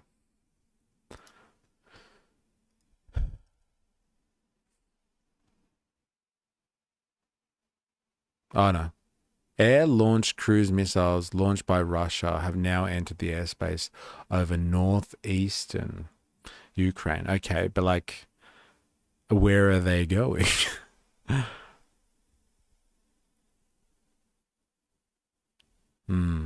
Isn't it crazy? This is the way that like modern and geopolitics is done. It's done on X now. That's how people get their fucking news about world events. It's social media. Oh, someone's done a post. Quickly, let's all like talk about that post. Social media, man. It's here. And it's causing civil unrest. We were talking about this the other day. It's causing civil unrest. And again, I am going to speculate on this one heavily. Here's my, tinfoil hat, long range conspiracy theory projection on this one. But the stuff that we have just seen in Nepal, I believe that there would be some level of interference, cyber warfare going on there. And it would potentially be coming from the Chinese. I don't know how sophisticated the Indians are with their cyber warfare and their central intelligence agencies and their ability to project. Like, Nepal's not very far away, let's be honest. But from my understanding of things, the Nepalese economy is way more geared towards its integration with the Indian economy. They have free trade agreements, they have open border agreements, so people come to and from India and Nepal very, very easily. And so their cultures are very intertwined. Now, that is a threat to China. I know that they've all been shaking hands on the world stage recently, and Modi's gone over as part of the Shanghai Cooperation Organization, and he's with Xi Jinping, and everyone's shaking hands and all that sort of stuff. But India and China have some long historical disputes along the Himalayan border region. And just, a decade ago, not even, China humiliated India and then were bragging about it after they killed scores of Indians in a skirmish along that border. And China came off looking quite good in regards to that. They didn't lose anywhere near the amount of people that the Indians lost.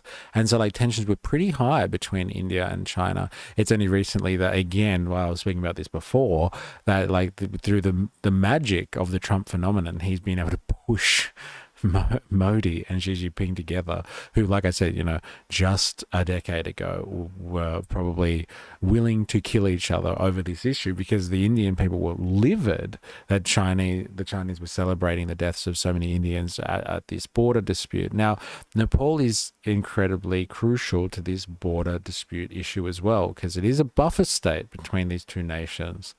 And I would see at this stage, as much as China is influential in Nepal as well and has, seemingly good relations there, not as integrated culturally as India. I would say India is way more culturally appropriate to the needs and integration of India than China is, or China ever will be. They're just way more Indian than they are Chinese, in my opinion. And so if you're looking at this event, like we've been looking at things that have been going on in the UK and things that have been going on in Australia, the general atmosphere of civil unrest that has been sparked online by social media campaigns, don't put it past foreign actors, foreign states who have the means, who have the infrastructure, who have the capabilities to lodge cyber warfare style attacks on other countries to destabilize regions. We were just looking at the example in France the other day, and I know it was coming from the mainstream media who are really butthurt about social media anyway, but the cases that they were making was that the civil unrest in France that has led to the end of a prime minister and calls for him to be for him to resign, and the vote of no confidence has come largely from social media campaigns that were started by bots. And like they've analyzed why there were bots, and like these posts were viral. They got millions and millions of viewers. And so like if you have people like NGOs, and like we all know like what China's position, China doesn't want NGOs in China because they know effectively they can be used by foreign actors, infiltrated by foreign actors to kind of spread propaganda and anti-government propaganda. And so we have this Gurung guy who is, you know, instrumental in this movement, and he's from an NGO. And so like, are there foreign actors funding the NGOs that are helping spread information online about this movement in Nepal? Like, this is complete speculation, but like you can run with this hypothetical situation.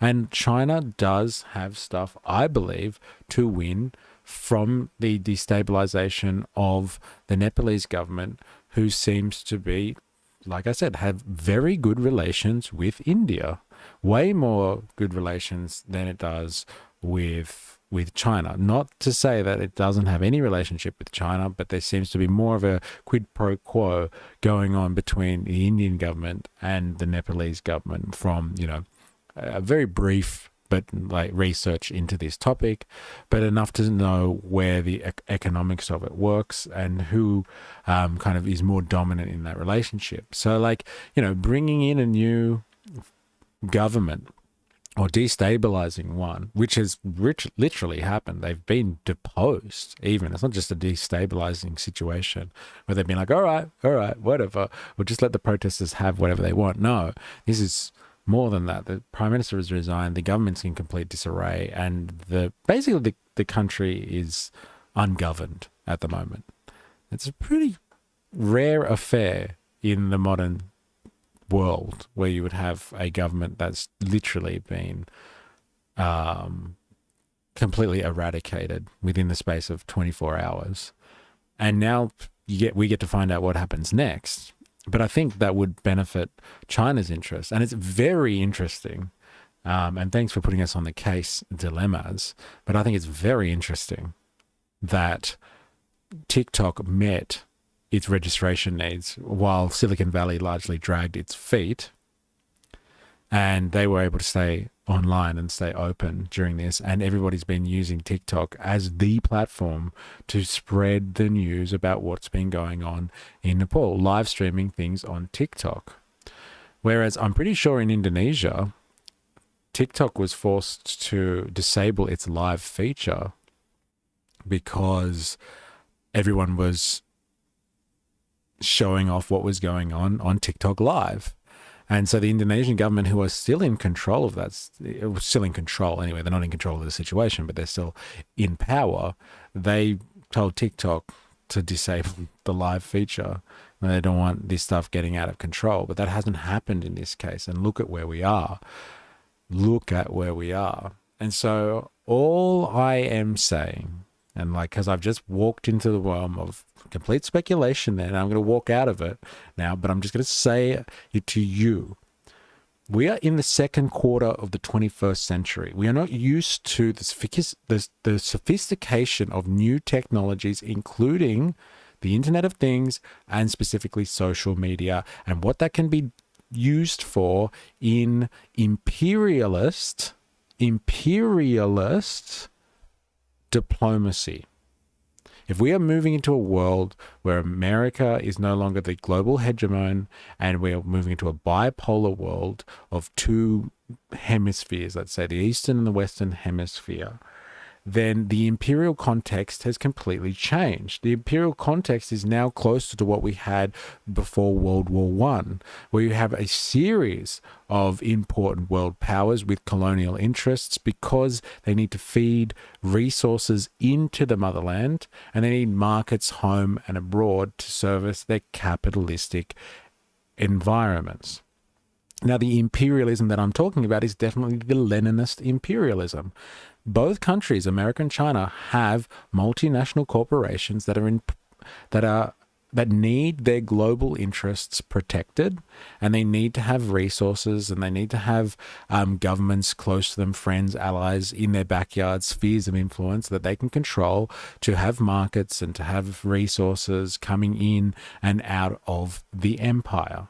So if we're moving into a climate that is well defined by the imperial nature of the powers that are going to be defining the next 75 years of this century, we have to now start to analyze things as you would in a world where there are competing imperialist interests. And not all strategy is done at the end of a gun.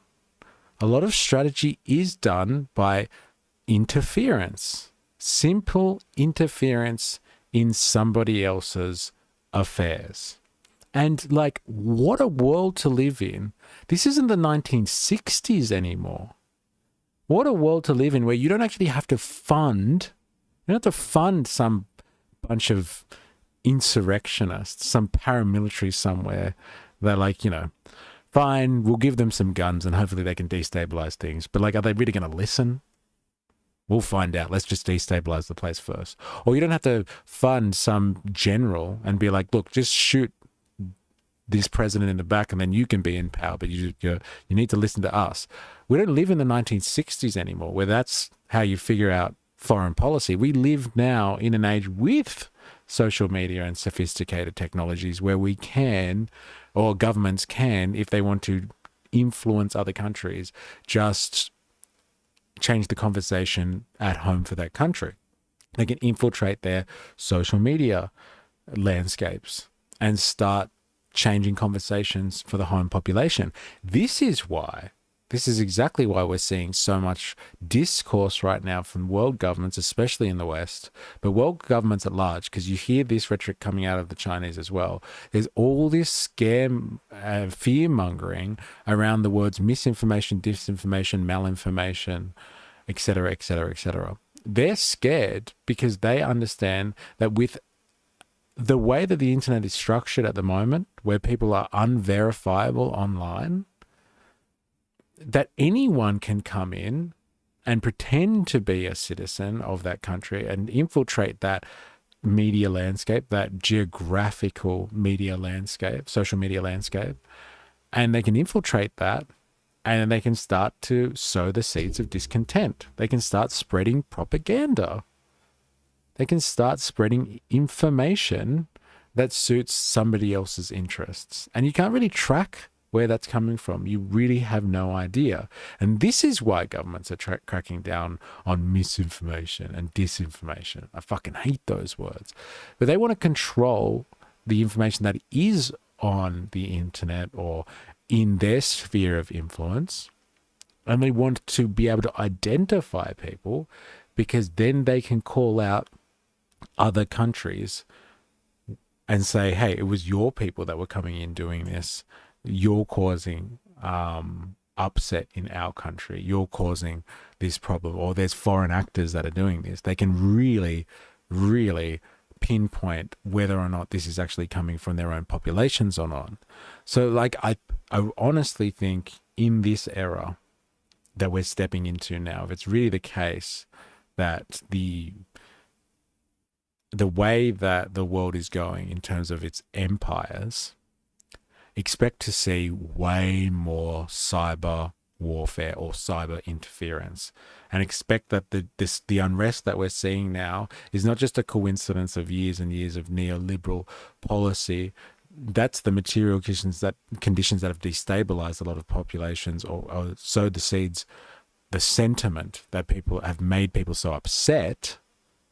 But like, who's going to weaponize that anger? Is it the people themselves? Is it the working class people of the world who are upset and they're starting their own social movements? Or are they ignited by somebody else coming in and being like, hey, shouldn't you guys all rally about this? And everyone's like, yeah, actually, why the fuck not? Like, because from what I could see, the March for Australia protests were disseminated, the ideas for them were disseminated way more on TikTok than any other platform. Correct me if I'm wrong. But from what I could tell from the March for Australia, it was radio silence on Instagram. Maybe my algorithms are different, but it was radio silence about that topic on Instagram and YouTube. But like, I went onto TikTok and it was there, front and center. And so we need to be conscious that there may be more under the hood of social movements than meets the eye than just, people mobilizing because they are upset. This may be spreading for other reasons, and I think we should be conscious of that. Also, a deep dive into the way bots have spread misinformation that have influenced elections. Yeah, we should do that because there was large kind of allegations being made around all of the American revolutions, right? And what about the interference that supposedly Russians have on countries in the old Eastern Bloc? And like whether or not those are fair elections in the eyes of the West. But bots, and that's why everyone's scared about AI as well, because soon, you won't even need agents, like actual people doing these campaigns. You can, if you have a sophisticated enough large language model or a small one, if it's really got one mission, you just give it a task, set it up with an agent and say, go start spreading propaganda in this country on this issue and make it viral. And then it can generate content. It's generative AI. It can just generate stuff, and it's up to the people to decide whether or not this is true. But if it gets viral status and people start sharing it and believing in it, then this is the world that we are stepping into of generative politics, or politics that is fueled by generative AI bots and interference in the cyber domain. Because this is not, like I said, this is not the espionage of the 1960s or the psyops of the 1960s. This can be done without ever having to leave your shores, and it will be done through social media networks. And again, I don't think people have had a lot of time to think about the ramifications of this, let alone the rules of the game now. And if these are the rules of the game, wow, we've seen the power of it. We've seen the power of it in two starkly different societies in the space of 24 hours. You've seen it topple a Western government, one of the foundational members of the liberal world order, the French themselves, the people that established politics in the modern age, really. Not to discount the efforts of the Americans, but the French were, I think, very instrumental into the idea of liberalization.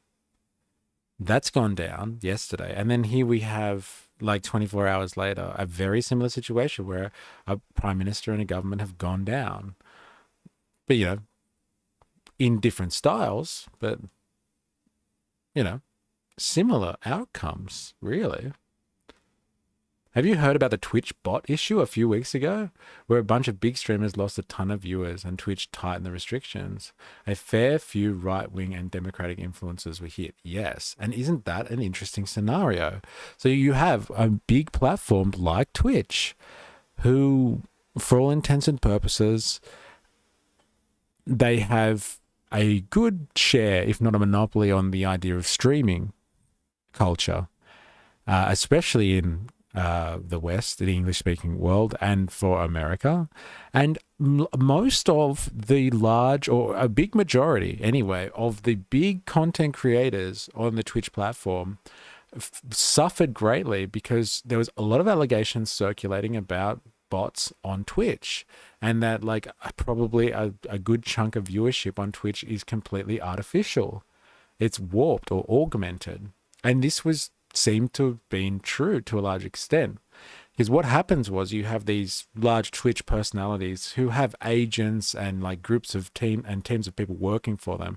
And so like they do promotions for businesses, right? So they put a product in the screenshot or they talk about products, and it's either them, like their team, they know that they're going to sell this red mug over here today. And so to attract advertisers or people that want to advertise with them, they will pay to have bots come in and boost their viewing. Because the way that Twitch works is the more viewers you have, you go to the top and you go to the left of the screen if you're the most in that category.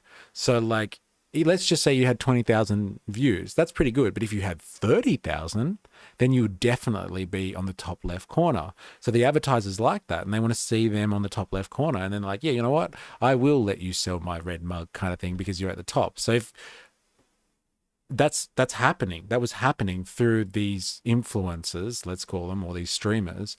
And they were like, oh, I didn't know this was happening, because they probably didn't, some of them, because it was just done by their social media teams, or it was being done by the actual advertisers themselves. So someone comes and says, look, can you advertise my red mug on your stream, Mr. E?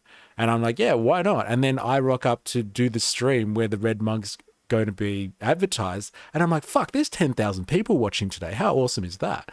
And it's like 10,000 of those people are fucking bots. And so Amazon purged as a result of this, and they like 25% or about 20% of viewership was wiped off the platform. And a lot of them again was big streamers, whether they knew about it or not, and they were like, they were losing tens of thousands of views a stream, and like their fans were calling them out and being like, see, like you've just been botting stuff, and like reputations have been destroyed, etc., etc. And that might not even be the whole of it, because Amazon doesn't want to lose everything. So that could have just been a light purge by Amazon. We'll never know. But this bot thing is huge. America only won the war because of the French, but the Yanks don't like to talk about that fact. Are you talking about the War of Independence there?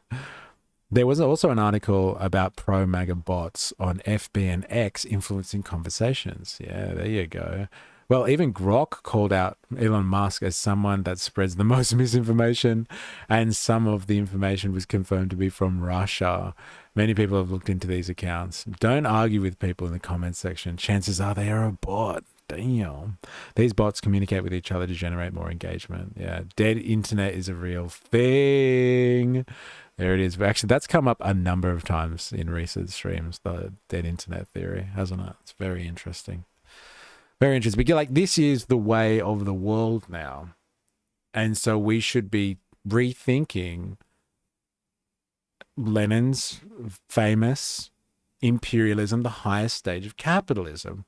What does capitalist imperialist intention look like in a world where it's not just physical anymore? It's not just about getting colonial outposts and controlling the world through some type of colonial network to feed your capitalistic interests.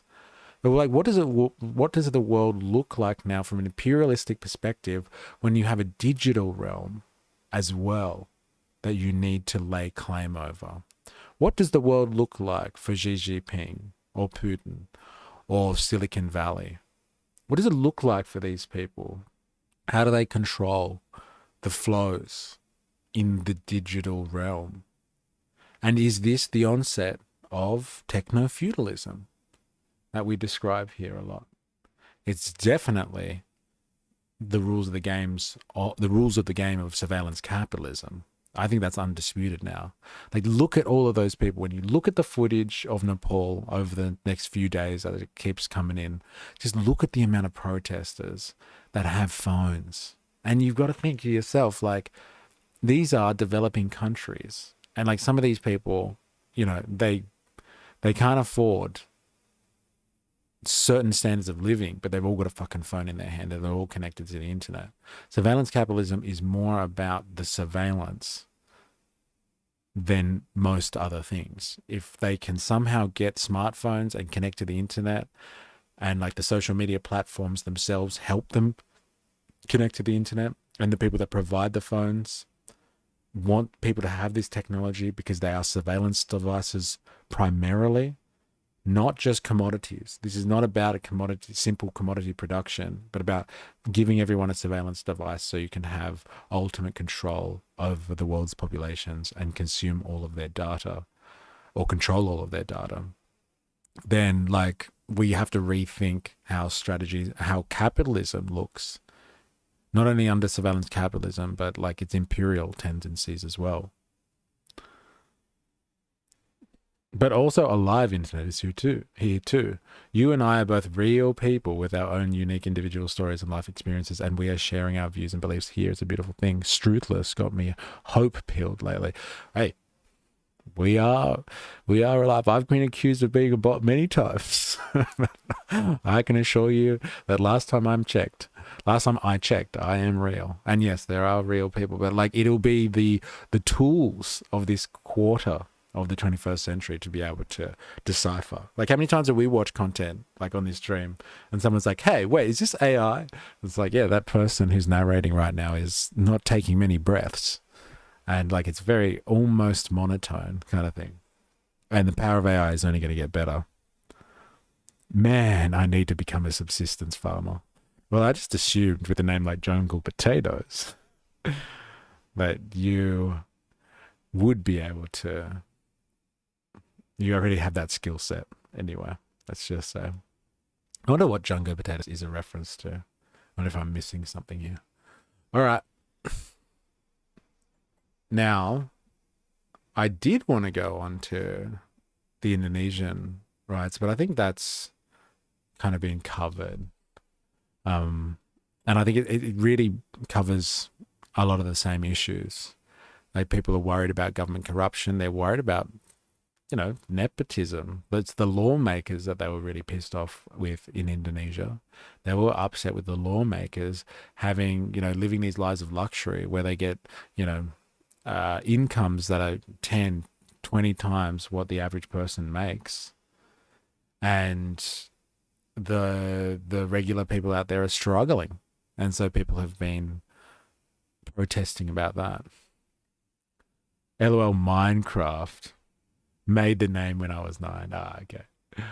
And Dr. Nathan, are you alive? Caprica 6 in the opening scene of Battlestar Galactica. Interesting. Don't know the reference. But yes. Okay. It's a Minecraft thing. All right. Yeah, I'm not going to go down the path of Indonesia, to be honest. Might leave that. Honestly, if you get a chance to watch 2000s Battlestar Galactica, do yourself a favor. Didn't we watch some Battlestar Galactica reference or something like a couple of months ago? I think you put us onto it. And we watched a clip of it, I believe. But yes, times are changing. So are the strategies used not only by, I guess, us or activists, as we have seen on display here, but also of the imperial tendencies of capitalism. The world is still global, or the capitalist system is still global. And so the highest stage of capitalism being that one of imperialist tendencies is going to take shape in ways that we haven't really been able to think possible. So we need to adapt our analysis and our thinking to suit that and not kind of live in the sand about it. I don't trust any of the two major capitalist entities that control the world at the moment. I don't trust any of them, whether that be the US or the Chinese. They're both capitalistic, in my opinion, and should be analyzed accordingly. Now, I was supposed to do a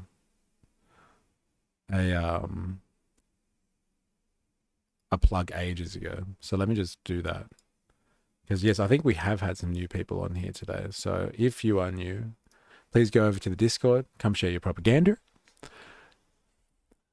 and if you can no, not if you can, go over to Patreon and become a member for free so I can get notifications to you. It doesn't work like social media. I actually get notifications to you because you get like an email notification.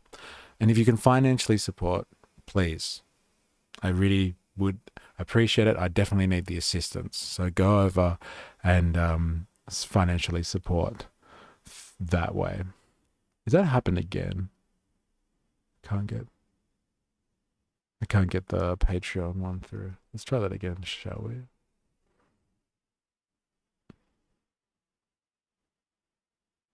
There we go. That worked, I think. It's all about life, artificial intelligence, questions of God and humanity, history and the cycles it has. One of the best lines from it is, all of this has happened before, but the question remains, does all of this have to happen again? America doesn't have friends or allies, just her own interests. China is no different. Yeah. They're definitely looking out for numero uno. That's for sure. And like, so be it. So be it. If that's their tendency is to look after their own interests, whatever. But like, we should not not be convinced that, one represents an old and dying power and one might be some new bastion of hope. I see them both as capitalistic endeavors.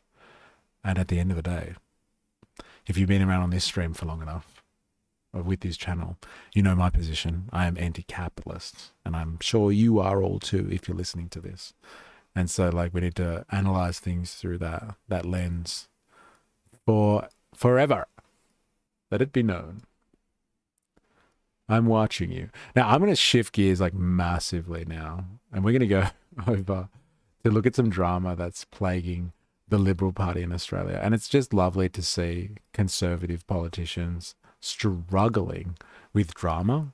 And so, like, we're going to have a look at what Jacinta Price has done to upset the very frail coalition at the moment. So if you haven't heard about this, Jacinta Price has recently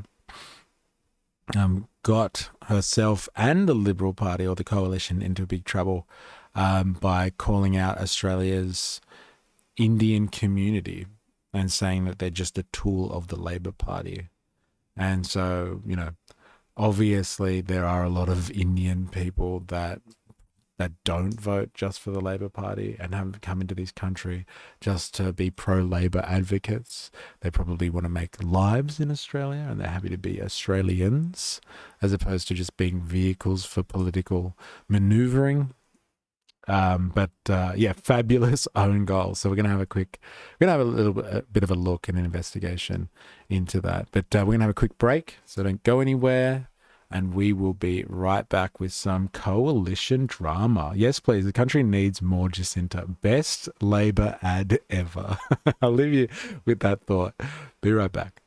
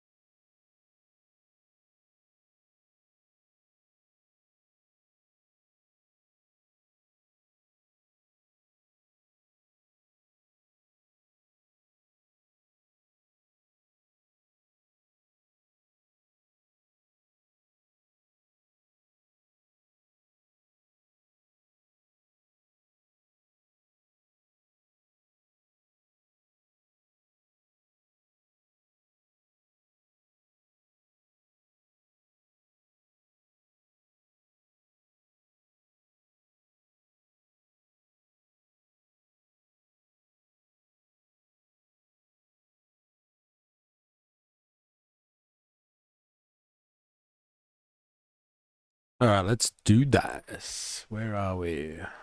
I'm going to try and find an article to start us off. This was like when it first broke out. And I wanted to do this ages ago. I think it was like Monday or something when Jacinta was first copping a lot of heat for doing what she did.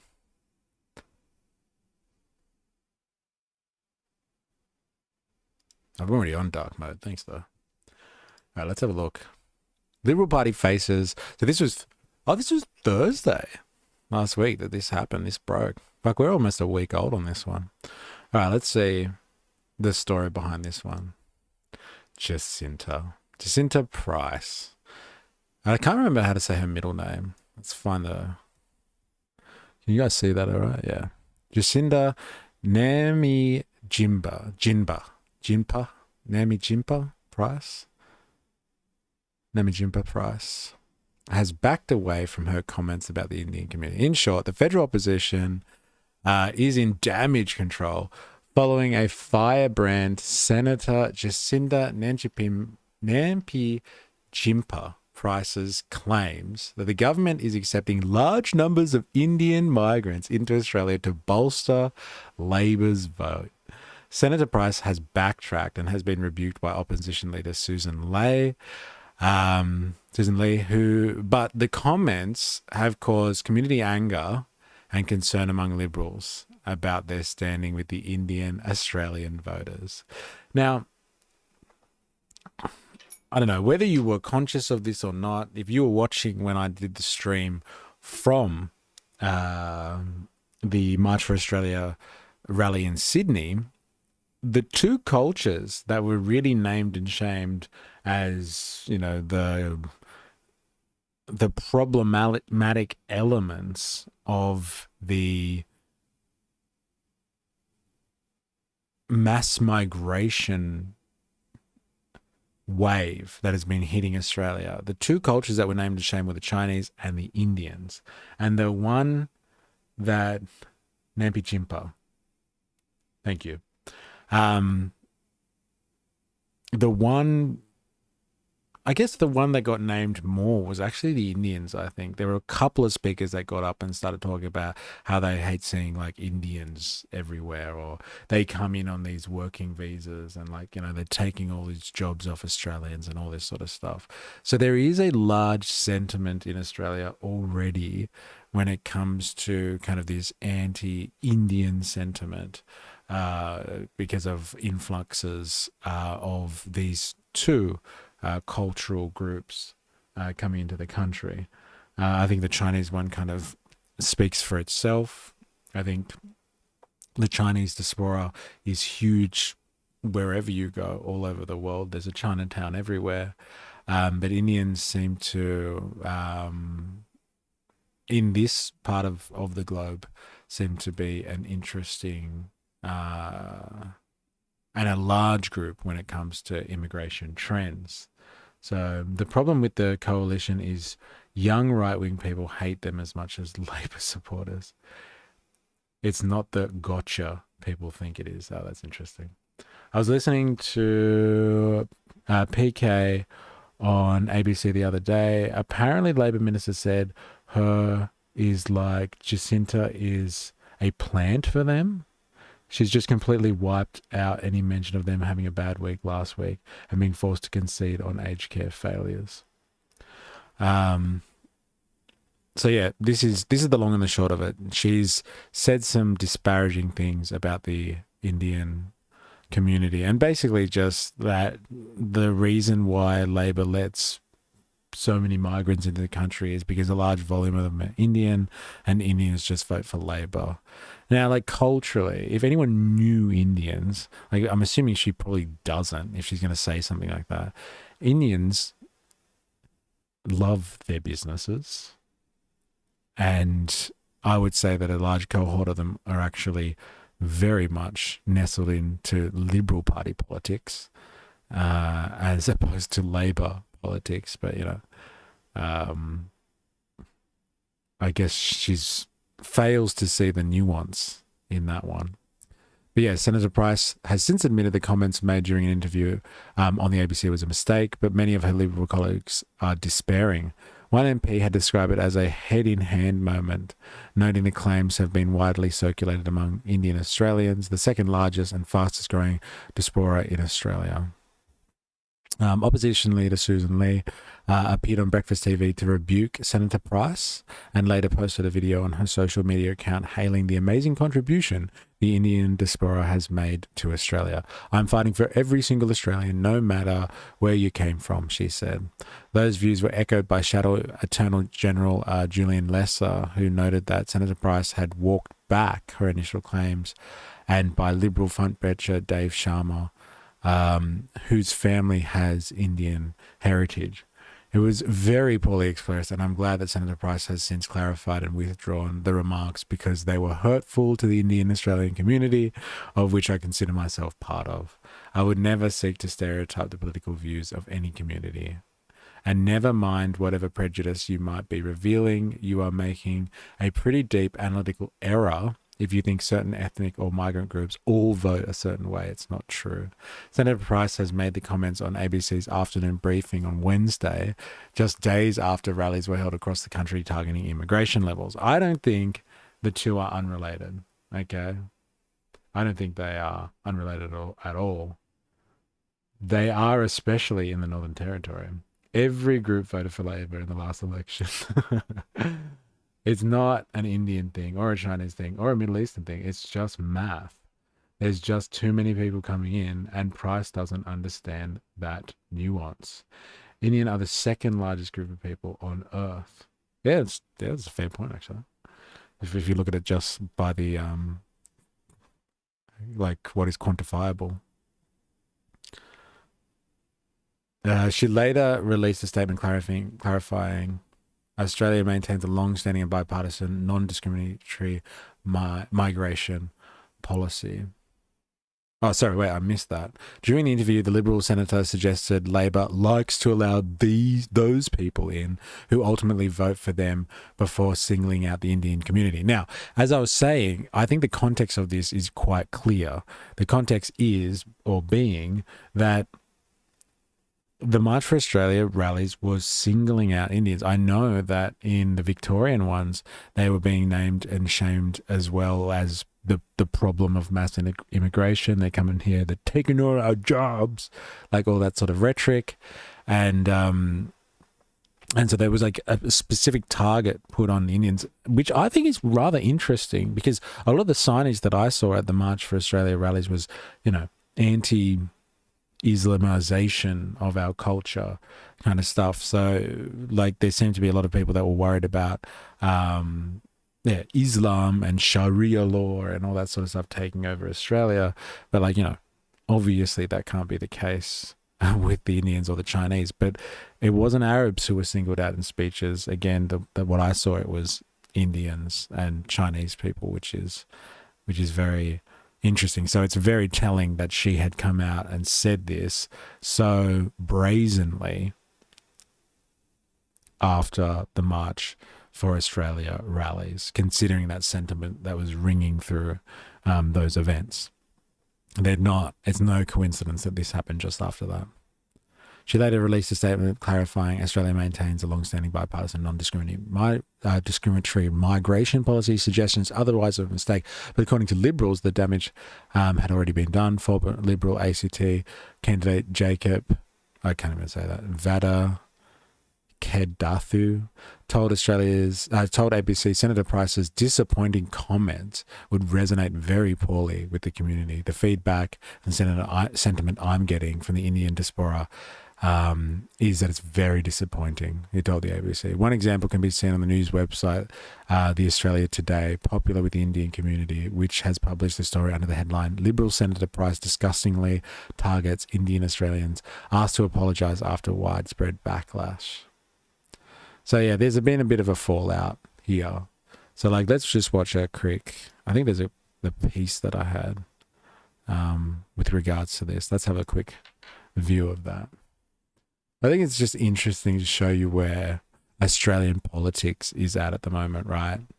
Where you've got putting their anger into words. and it's a overwhelming majority, like a substantial majority, and you have the only elements of Australian politics that can stand in opposition to that, and they are more concerned about their infighting than they are concerned about, I guess, lodging any type of front to challenge the power of the government of the day. They really have nothing but infighting.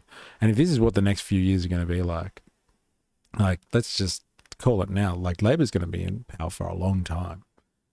A long time, if this is all that the Liberals can muster at the moment. People saying stupid shit and causing problems for the party at large. Putting their anger into words, Darwin's Indian Cultural Society fires off a letter to their home senator, Jacinta Price. We were shocked that a leader of her stature could actually come out in the public and make like sweeping, generic statements about the Indian community, baseless sort of comments. What is this? It's just a lie. Everyone, I give you the Australian Candace Owens. It's just a lie. Australia's immigration system is very discriminatory. Medical discrimination, language discrimination, even religious discrimination are all factors in vetting migrants. Hell, we positively discriminate against Commonwealth countries. That's an interesting point, actually. Yeah, depending on where you're coming from, it's much easier to get in the country if you're from a respectable country, let's say, than not. And it was quite offensive and hurtful. The Country Liberal Party senator last week claimed the Labor federal government allowed large numbers of Indians to migrate to Australia because, she said, they vote for Labor. I think Labor like to be able to ensure that they're going to allow those in that would ultimately support their policies, their views, and vote for them. I think just singling out the Indian community. It's pretty light on when you take it out of context. Like, it's just like, what, they're going to let people in the country that vote for them. Yeah. Indian migration and sort of connecting that to politics, I think is just disgusting. The Cultural Society wants the senator to now make a public apology, echoing calls from within the senator's own party room. You fucking damage control. Got to go out and see as many Indian people as you can. Get some good footage of it too. Quickly. Damage control. Oh my God. Far easier to come to Australia from Europe, UK and America than if you try from Africa, Asia or the Middle East. Respectable countries. That's right. A lot of people have contacted me and expressed support for the idea that Jacinta should, issue an apology because the issue is still developing, going very badly. Last year... She hasn't. I'm pretty sure. Like, I haven't seen anywhere that she has turned around and said she apologises for it at all. The Country Liberal Party won territory government in a landslide, with 2 Indian-born members elected to Parliament. One of those men is now a minister and says he believes hardly anyone in the community was actually offended. What Senator Price said was in a context, and I think what I would say is about, I think there was a context to that, and there is nothing much that I can further add to that. All I can say is about my experience and the people that I know and are very welcomed in the Liberal Party, and we are giving all the opportunities that we could get as any other Australian citizens. I don't think that, just sweeping it under the carpet or ignoring these types of comments is going to make it go away. So I think leaders should stand up and call a spade for what it is. In an interview late today, the senator did not say sorry, but said Indian Territorians have her back. I've got a great relationship with Indian members within my own community that I have supported, including business people in my community. A relationship at risk the longer the debate drags on. Matt Garrick, ABC News. This shows you that they're really all over the place at the moment. Immigration has utterly destroyed the West, sent every last Asian and African hack from whence they came. Ron, a dramatic entry into the chat, as you seem to do. You are a repeat offender, not only coming along to the stream, but in your commentary. You have to divulge a little bit more, though. Like, how has immigration utterly destroyed the West. You have to be a little bit more specific than that, because I think many would argue, and I would definitely argue, that immigration has actually been instrumental to the creation of the West, and especially in modern history, and like with a place like Australia as well. You don't have Australia without immigration. So you're going to have to give us a little bit more to work with than, you know, those bold claims in the chat. And Dr. Nathan does not agree with you, Ron, as you can see right there. Yeah, I want to see more recently. There's one other thing, and I haven't had a chance to view this one yet. That's why I thought I would drag you all into viewing this with me. I want to see what they have to say for themselves on this one. Little Proud, that's the guy. Says Price should apologize. And this was just yesterday.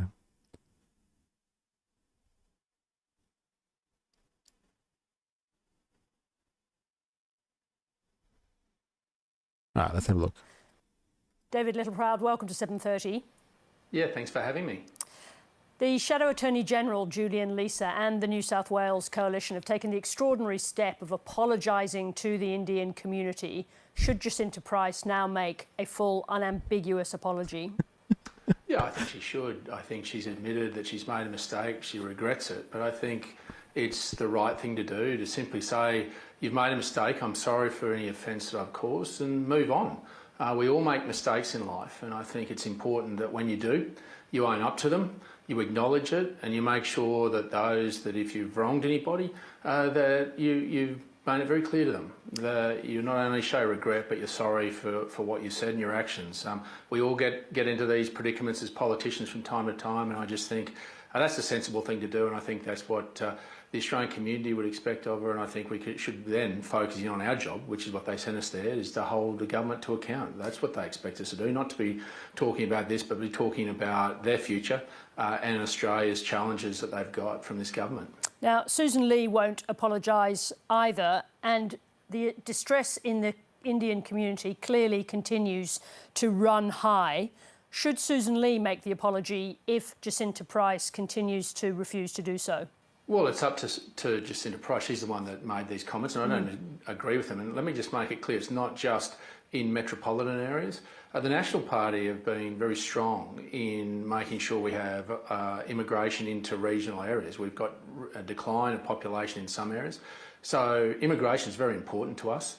In fact, the Deputy Leader of the National Party in New South Wales, Ganesh Singh, is an Indian Australian who's doing an amazing job, and quite frankly we need immigration. What the issue is the amount of immigration and the skills that we're bringing in, and that's the priority we should have. But if Susan wants to make that, that's up to her. It's a matter for her and Jacinta to work through. But I think the first thing is for Jacinta just to say, I've got it wrong. She's already said that. Why not just say sorry, and we can all move on. But it's up to her. She's the one that's made the comments, not Susan Lee. All right, now. Whoa. So have you seen Dublin, Molenbeek, Malmo, Cabramatta, Springvale? Susan Lee was arrested for for what?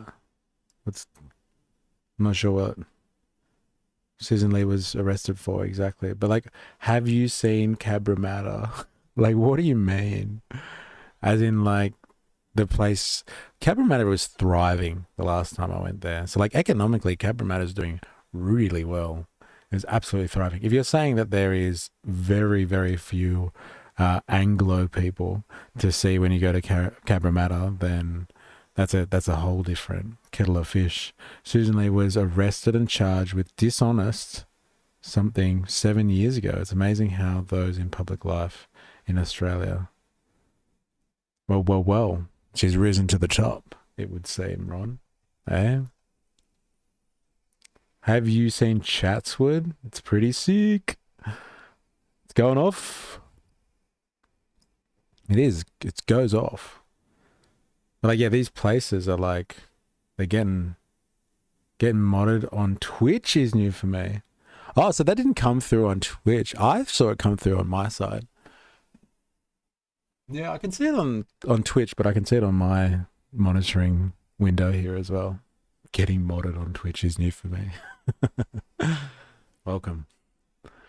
Cabramatta is not Australian. Fail upwards. Right. Yeah. So your objection to Cabramatta is not the fact that it's actually booming and is actually a model of economic success. It's actually that it's run, I'm assuming, by Vietnamese people. You may have to clear it up for you to show on your screen. No, I can see it. So I'm surprised that you've been modded. Because I can't actually see it on. Oh, okay. Yes. I know what you mean. It's because you've got the F off in there. It didn't like that. A 13-year-old boy was murdered in Melbourne this week. People like Ron need to F off and unalive themselves. Ooh, heavy. Susan Lee, failed upwards. Right. I can see why Twitch kept that one. You might have to just tone it down a little bit in terms of threatening other people. I'm all for the colourful language, but not the threats. But she's not doing that. She's had a number of days to make that decision. She's clearly decided that she's not doing that. Do you understand why she has dug in so hard, why she appears to be very stubborn about this? No, I don't. I haven't had conversations. This is a matter for the Liberal Party to work through, but I would hope that it's worked through quickly, concisely, and that we get back to what... Do you reckon he purposefully had this stuff in the background, like the Asian ceramics there? Get out the good china, little proud. We need to look like we're very multicultural. 100%. The optics on that one look great. I've got the Outback, and I've got my best china. Hey, no one can say that we don't like immigration now, right? Cabramatta is not Australian. I don't care about the economics, but only the social dysfunction. But like, it's booming, and like, I don't think it's dysfunctional even from a societal perspective. Like, you could argue that back in like the 80s or something, Cabramatta had a huge problem, like with all the heroin stuff. But like, that was a long time ago, and it's fucking booming now, man. It's booming. Tell me it's about race without telling me it's about race. I didn't threaten them. Just give them a suggestion what they should do for the good of humanity. Ancient Rome failed due to multicultural. The establishment knows this. Interesting.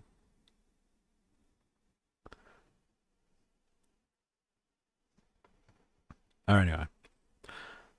Let's keep going. Employed to do. That's what the National Party intends to do, and I just hope that between Susan Lee and Jacinta Price, they can sort it out and get on with the job that they're paid to do. But we'll be focusing on what our role in that is as a National Party. And yet this has now been going on for 6 days. Just to be clear, I think I know what your answer is here, but do you agree with New South Wales Coalition leader Mark Speakman that those comments were offensive? Yeah, I do. Immigration is what has built this country. And we'll continue to build it.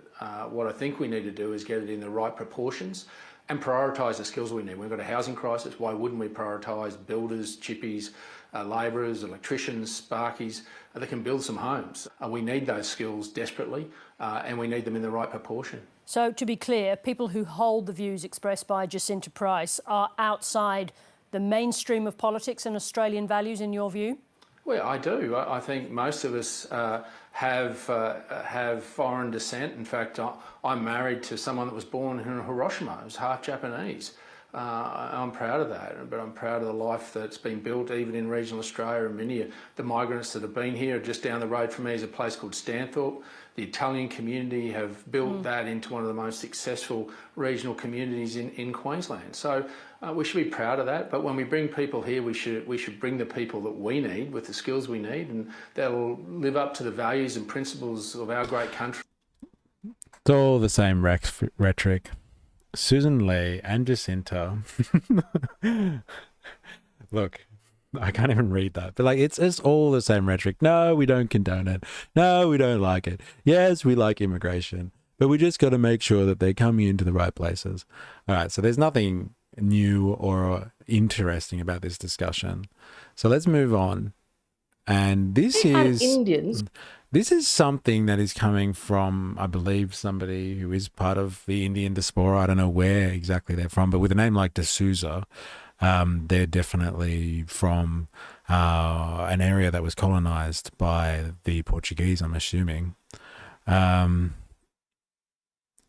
this person is specifically talking about, the title says, why is the Indian diaspora facing hostility abroad? So I think this person might give us some type of summation as to why, from her perspective, Indians are getting a hard go in Western societies at the moment, or getting a hard slog.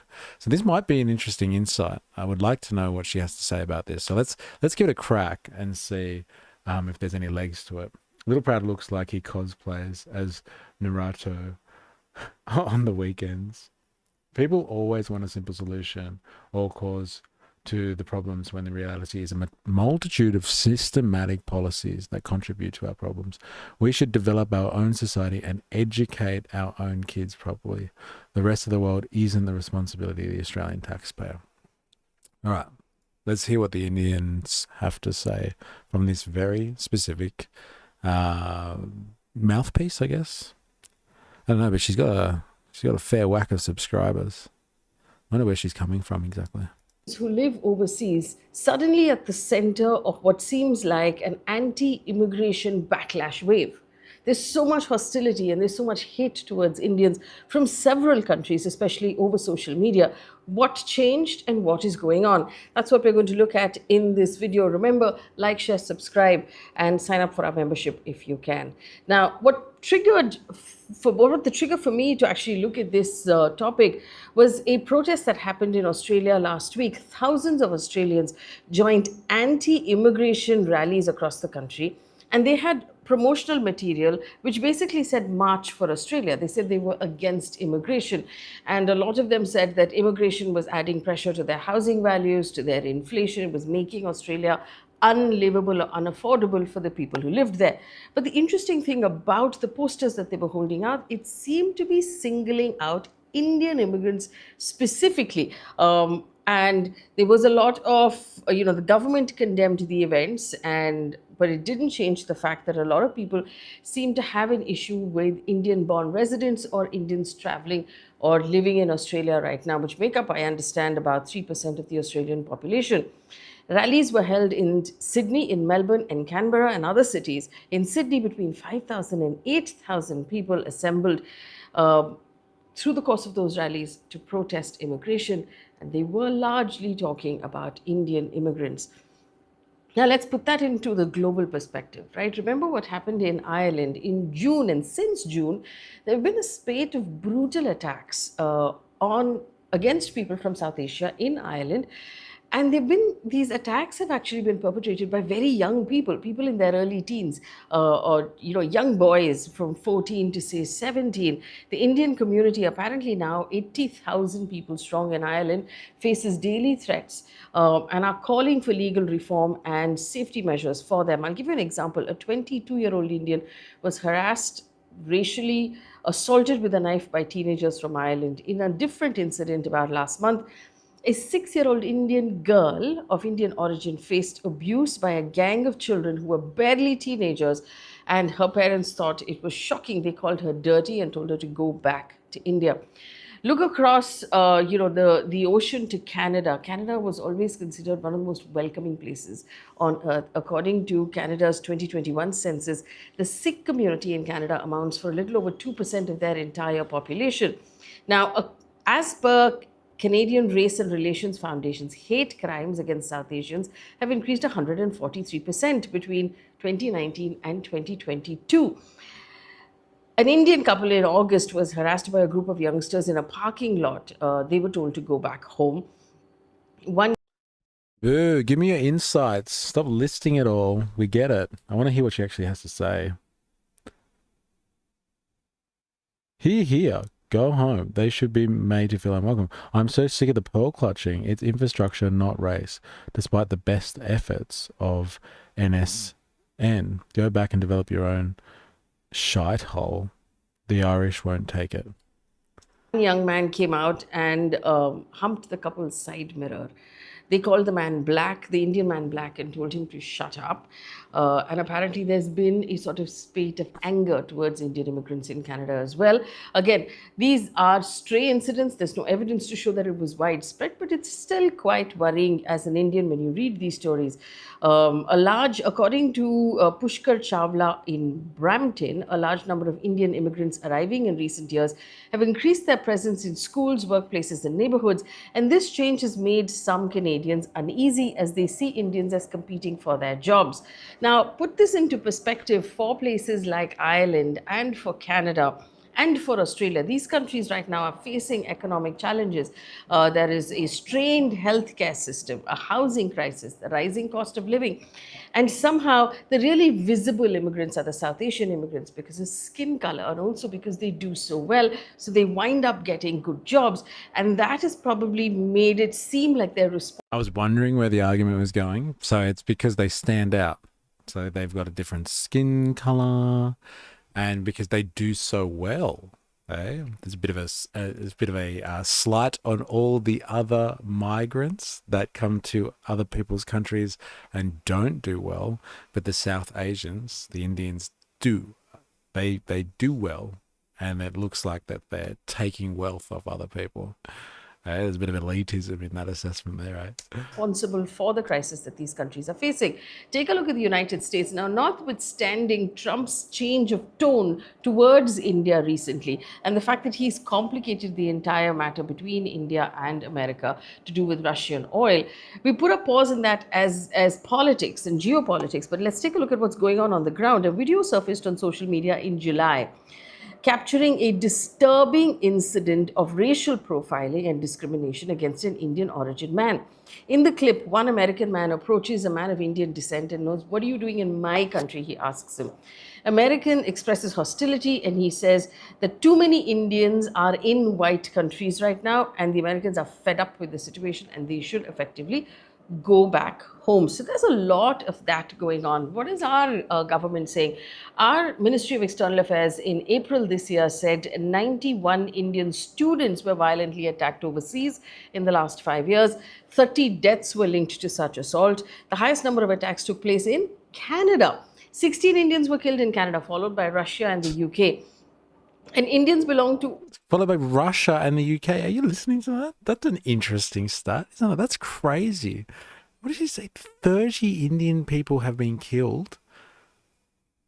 All up? Is that what she said? No, 90 and 300 assaults. She's rambling a lot. Get to the point, woman. Yeah, I know. I want to know what her point is. But her argument is basically it's like they stand out. And like they can do a good job, so watch out. Again, no elitism in that. That's sentiment compared to other groups of migrants. But that's pretty crazy. I wouldn't have picked Canada. I did think Canada was, once you get into Canada, it's difficult to migrate there, get visas and all that sort of stuff. But once you get in, I thought they were pretty chilled actually. All belonging to all professions have been attacked overseas, apparently. There was one Reddit post by an Indian doctor who lived overseas who effectively said that the world doesn't want Indians anymore and Indians are facing backlash, and this caused a debate online. But it was very interesting that this particular doctor had basically said Canada has tightened visas, racism against Indians is on the rise, the Irish, known to be the friendliest people on earth, are on a breaking point. Australia is seeing mass deportation and protests. He basically said that Indians should focus on building good lives in India and not be so obsessed with moving overseas. Now, I've given you examples of various things that are happening. Besides, if you spend enough time on social media, which I'm sure we all do, there are a lot of examples of people saying that Indians right now are being very loud. They don't have the civic sense to live overseas. They're not polite or they're not helpful. And these again could actually be stray comments. But what is going on? And why has there been a change in attitude towards Indians? Now, I must point out that most of these Western countries are also going through far-right movements that are on the rise, which is basically right-wing governments that are coming into play, or right-wing governments that are now flooding social media with their ideas. And their ideas are fundamentally that immigrants are to blame for...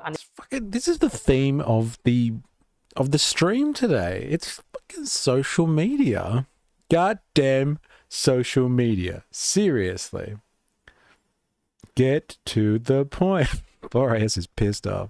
I think she's finally arrived. It's taken a while, but we got there. But like, this is her claim. Quebec is very protective over their French culture, and Alberta is extremely conservative, sometimes referred to as the Texas of Canada.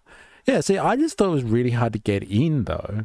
Like, it's very, very strict to get, like, it's hard to get a visa and stuff. But once you're in, like, I don't know, I just thought they were kind of chill. But yeah, Alberta is it's extremely conservative. Interesting. Interesting. Well. Thank you from our North American correspondent today. Here it is. It's the spread of right-wing hate online. How do you feel about that, Ron? This woman saying that anyone who believes that immigration is a problem is succumbing to right-wing hate online. There it is. You've been called out. Unemployment, for housing shortages, for cultural dilution, for racial dilution of your country. The idea that people will... Pierre Poilievre is basically Trump of Canada. I don't know this person. Let's check him out. Pierre.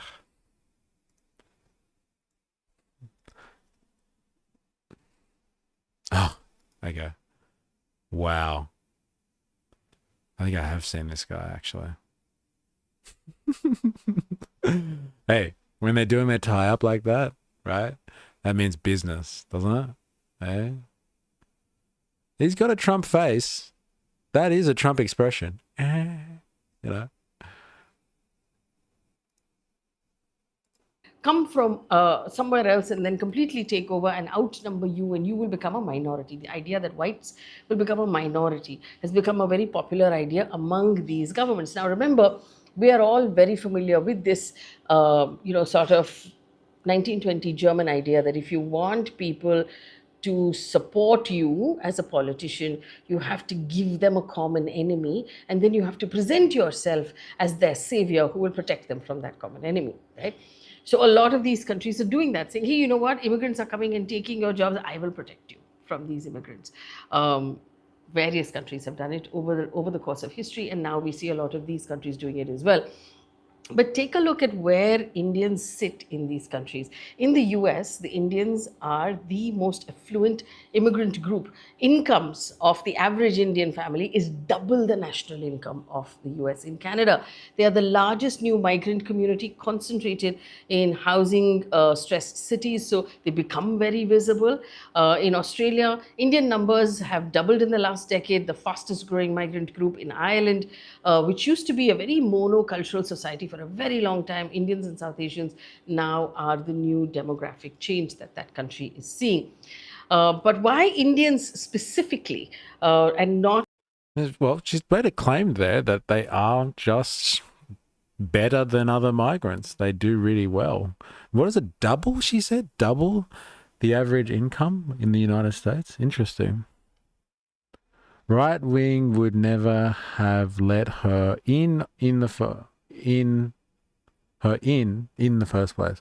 Hate is yet another commie term of deflection. Too many capitalists want to exploit cheap Indian labor, but the blame is on the Indian worker and not those who wish to exploit them. I think that's another good point. The failures of the capitalist system to able to have labor power in the right areas is then kind of filled in by various countries' immigration policies.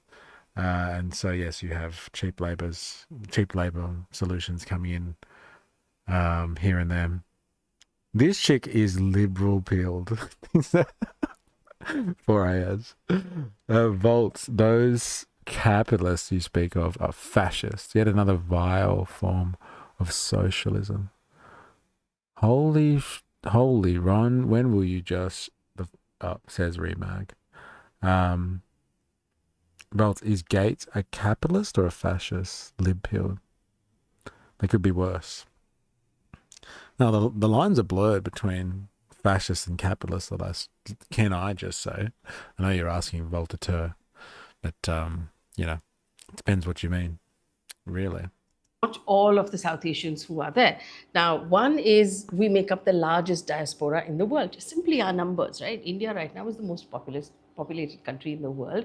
We make up the largest diaspora in the world. So 34 million people, 34 million Indians or people of Indian origin live outside our country right now. That makes them very visible.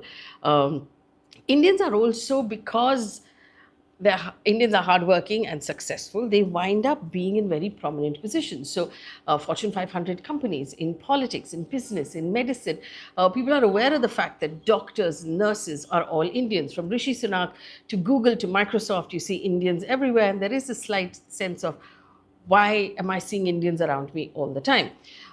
Concentration in cities. So Indians who move tend to live in the big cities, which makes them more and more visible. So Brampton in Canada, Melbourne in Australia. Also, there are certain now neighborhoods that have concentrations, New Jersey, for example, of Indians who live there. And a lot of far-right activists are calling them Indian enclaves and using them for propaganda. And like I said, the housing crisis in Canada is being blamed on Indian students who are raising the flat rents beyond what the average Canadian can afford. Job security or insecurity in the US is being used to blame Indian, techs or techies for basically taking those jobs. Healthcare dealers in Ireland are basically saying that the immigrants are straining the system. So a lot of times politicians who aren't able to solve for problems that their countries are facing find an easy common enemy and blame it on that enemy. The truth is, of course, far more complex, and Indians are obviously being made a scapegoat. The bigger picture is about how immigration is being politicized globally, how most of these politicians are using immigration as a trope for their elections, and through social media and through these ideas. Hey, I'm all for that line of argumentation, but like Modi, he is one hardcore nationalist. So don't pretend like it's all these other countries around the world that are the ones that are like basically weaponizing nationalistic sentiment to get people to believe in them as their ideal savior figure. That's exactly what happens in India as well. I don't think you can really blame that on one type of culture. That seems to be a trend, and if you look at it from a material basis, it would seem to be a trend that's happening across the capitalistic world at the moment. Did someone reply to me? Think he was censored? Oh, yeah. You know what? Like, because I can't tell who gets censored anymore from where I read. And so Ron might have been censored heaps of times, but they come through to the keeper. Ron said to you, Ron said to you, is Gates a capitalist or a fascist? Help, help, I'm being oppressed.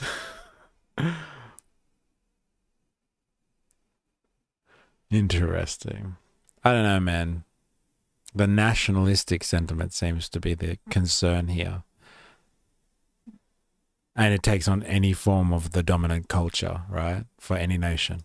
Breeding a sense of discontentment or hate towards the Indian communities overseas. There have been, of course, governments that have had to come out and give statements reassuring the Indian community, because remember, Indian communities are also communities that are placed well. They either vote, they have people in government, they have people in positions of power. There is a lot of money that moves through the Indian communities, and so these governments have to reassure us as well. Let's take a look at what the Irish government has done. Ireland's Deputy Prime Minister scheduled a meeting directly with members of the Indian diaspora and assured them that Ireland appreciates the community and appreciates its contribution to the country. The Australian government, seen as actually came out and spoke to the Indian diplomats. While no direct quote actually came out, we understand that they have done a lot, or they have done a fair bit to reassure Indian residents. In Canada, Mark Carney, we know, has met with Prime Minister Modi in June this year. They restored ambassadors, resuming visa services, trade talks, restoring diplomatic ties. There've been a lot of sort of ground covered in the fact that they're trying to make up for what happened during the tenure of Justin Trudeau. Carney's also appointed 4 Indian origin MPs to his cabinet as well, sort of giving a suggestion that Indians are important to him. Now, In the United States, we have Indian origin people in positions of power who have been campaigning for stronger hate crime laws. But for the time being, with Trump in charge, everybody's sort of just waiting and watching to see how this plays out. Fundamentally, it boils down to one thing. Indians who live overseas send back $125 billion a year in remittances and contribute also to the growth of every single country that they live in. So this is not a community that will be easily trivialized, whatever the local feeling might be. So maybe there is room here for our own government, which we know our government is doing, to reach out to these countries to smoothen the paths for the NRIs and for the people of Indian origin who live there. And there is definitely a case for each of these governments that we just talked about to do more to reassure the Indian community that they are safe, they are valued, and they are a valuable part. That's a crazy claim. That's a really crazy claim. I want to check that.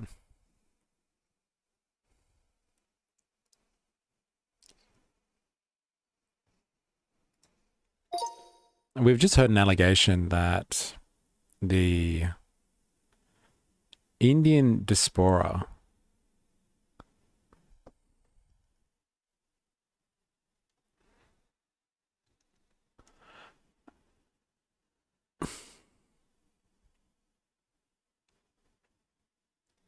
sends home back to India $125 billion worth of income collected by people of Indian heritage to India each year.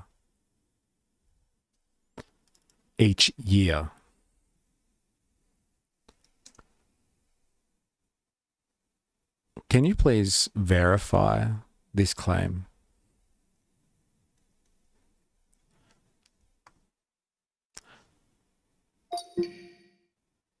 Indian diaspora sends back $125 billion to India each year is accurate. World Bank's Migration and Development Brief reports in 2023, India received approximately $125 billion in remittances, making it the top recipient globally. The Reserve Bank of India data shows the remittances climbed even further the following year, sent a record $135.46 billion back home. Isn't that interesting?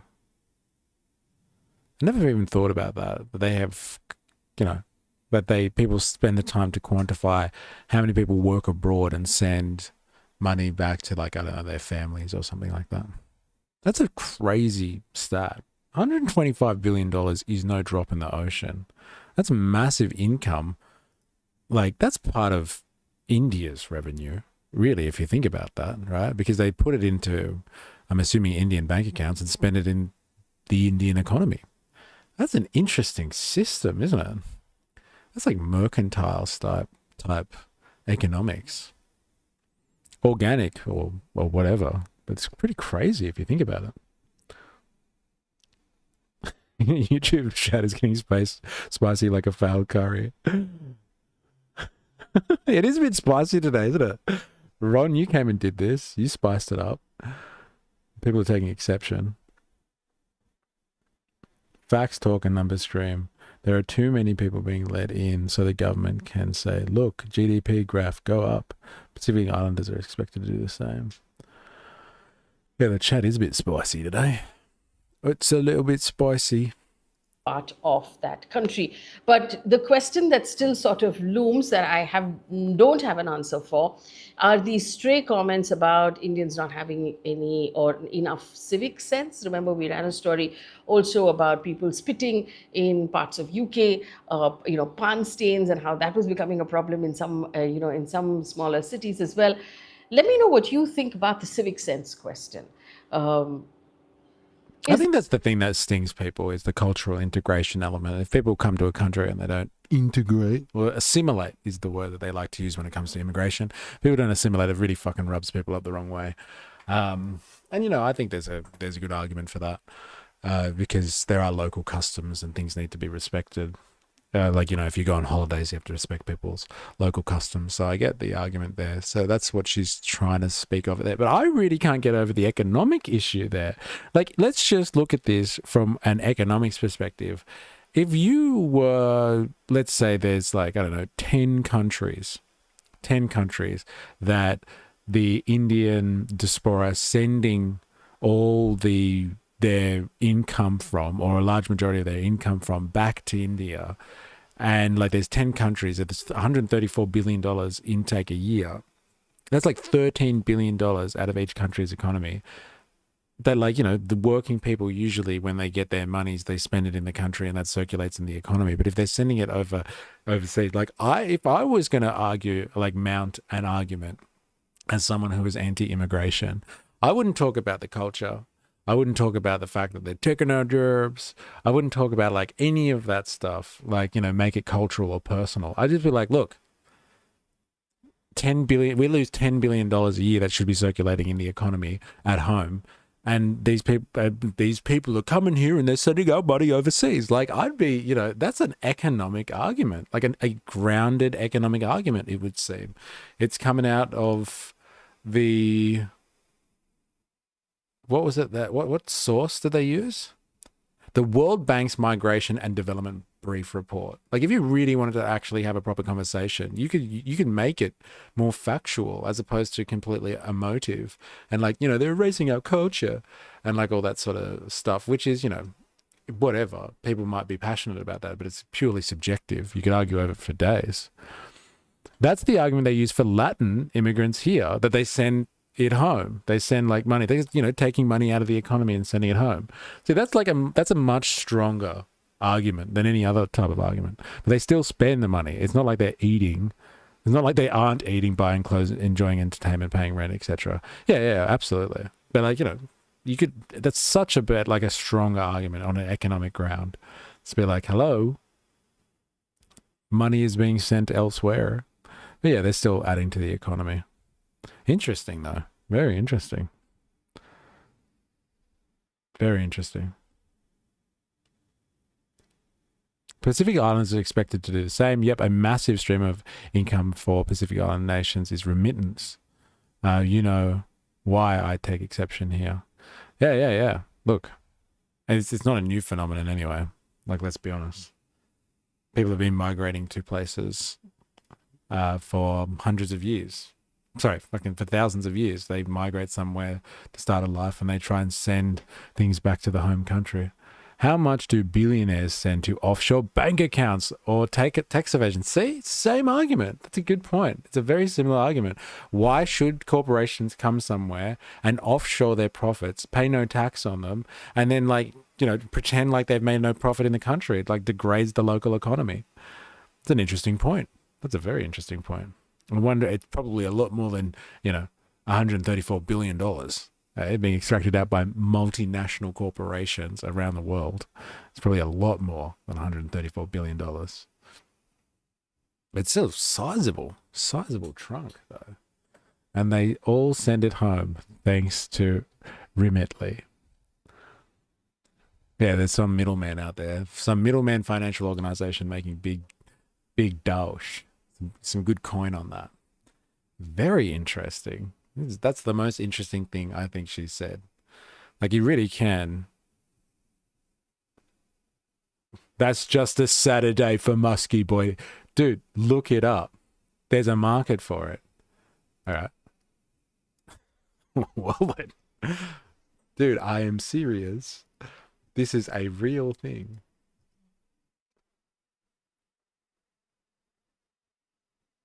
Remitly. Send money. Secure way to send money.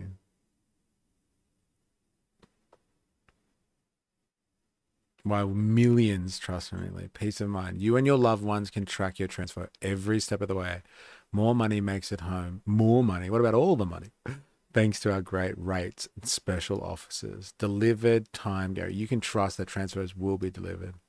Interesting.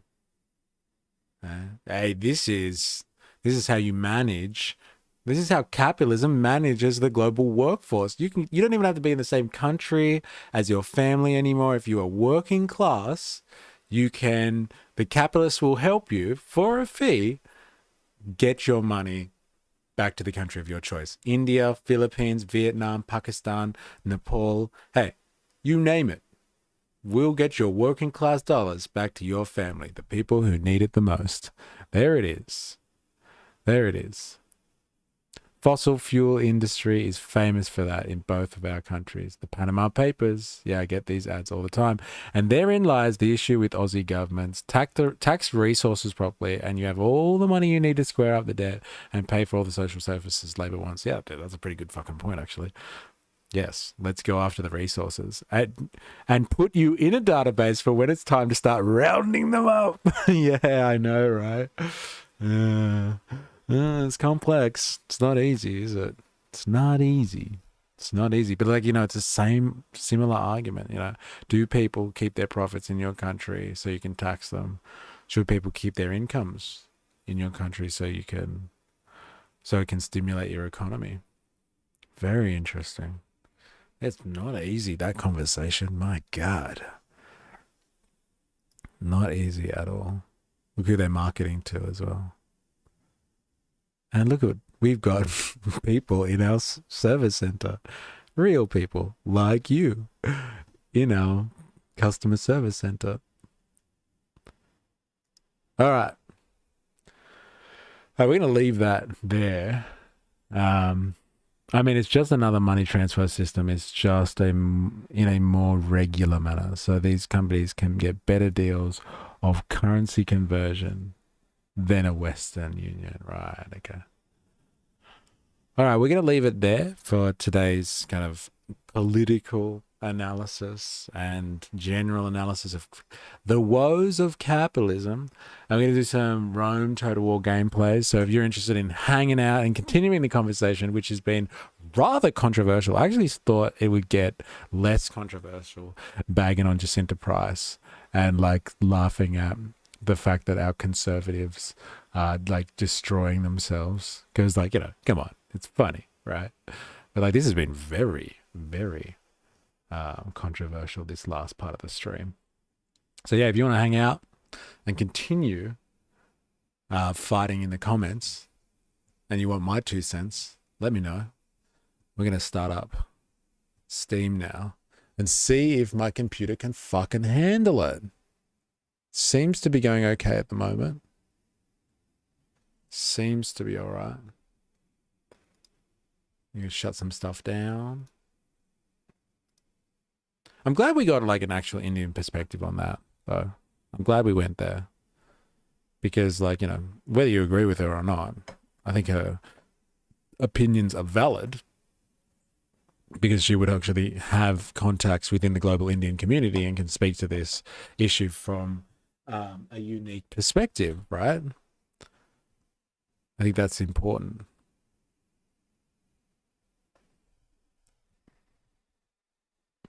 She brings out all the cookers from their holes. Capital is an economic tool. You guys are confused about fascism. What is it that we're confused about? So you're saying there's no such thing as capitalists, only fascists then, Ron? We have I think me and you, we have very different understandings of capitalism. Is this thing synced? Yeah, I think it's synced. All right, let's see if this crashes my computer.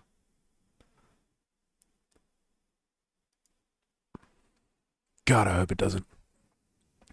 Capital is an economic tool. Yeah. Yeah, it is. It's definitely part of the economy. That's for sure. I would like to know more. Thank you for taking a chunk of my working day.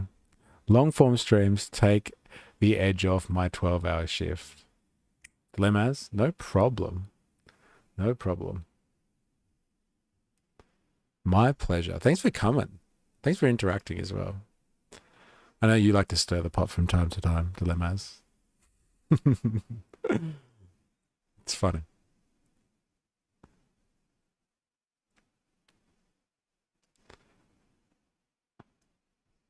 All right, let's see where this is running.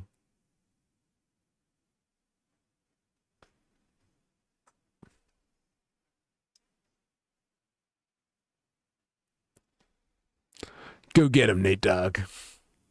Thanks, Jack. I'll do my best.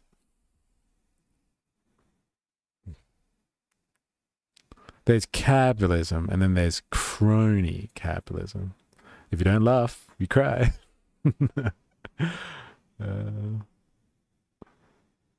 We live in a $1 system, not a one vote system.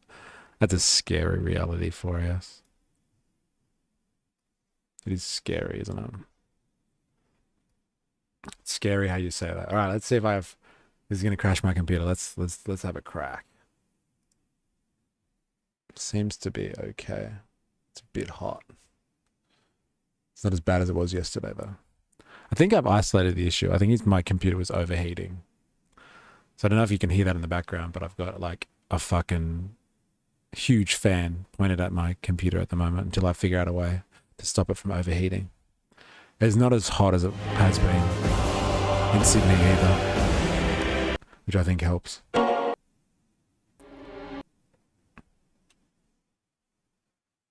Willing obedience always beats forced obedience. Xenophon. Remember that. If you're going to get people to comply, make sure they do it because they are willing. So far, I think it's good. It hasn't crashed yet. Mr. E, you're coming in hot. It's hot. It's so hot. Your computer is hot like the US. It's so hot. It's the hottest. You know, we're so hot right now. They said we're so hot. What did he say? Like, remember the original one where I lost my shit was he was saying that he went to the UAE or something, and they were saying that Trump is so hot right now because he got girls, he got boys or men out of women's sport, and he was just like, everyone thinks I'm so hot because, you know, I was able to get women out of men's sport, and it's just so hot. God, I'm so hot right now. Yeah, I like being hot. Trump. He's so hot. He's so hot right now. All right, I'm gonna bite. I really want to know, Ron. You think that capital is an economic thing? So what is fascism then for you? Please, I have to bite. I can't help myself. I want to know what you think fascism is. I can give you my opinion on what fascism is. But like, fascism is not just capitalists. Capitalist is not fascism, exactly. Like, capitalism leads to fascism.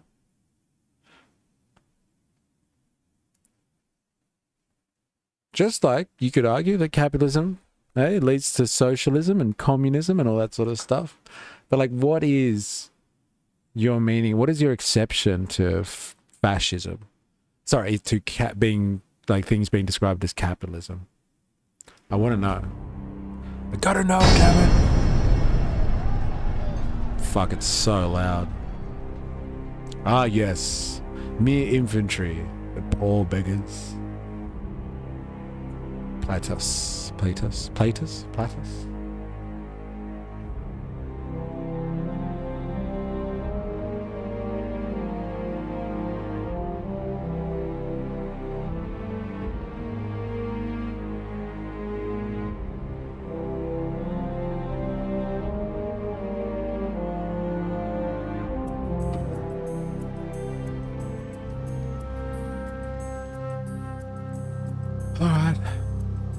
It seems to be much better. Much better. Let me turn that down. Fascism is the government combining with private industries to exert control. Corporatism is the private industries co-opting the government. It's funny, right? Because corporatism is supposed to be like the ideal position for the fascists. Like the Italian fascists believed in the idea of corporatism. So like, I think corporatism and fascism actually go hand in hand, in my opinion, because that was the original vision. It was like the state needs to control the economy and the capitalist class plays an important role in that. And so, like, you know, the capitalists combine with the state, and that gives you a corporatized system, and you don't have any democracy or control or buy-in in the political system by the workers. The workers just work, and everybody is part of a happy community that way.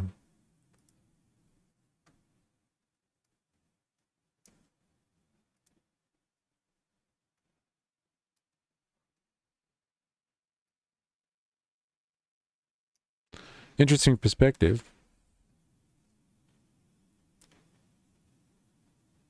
Yeah, there are there are two cheeks of the same ass. Interesting. Very interesting. It's funny. I haven't heard that phrase before. I can't believe I've never heard that phrase. I'm gonna have to start using that. Yeah, they're just two cheeks of the same ass.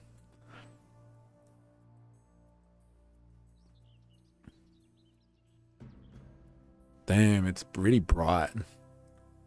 I don't think it's laggy though, which I'm really happy about. I think it's I've solved the problem. I don't believe it. I'm losing to a rug.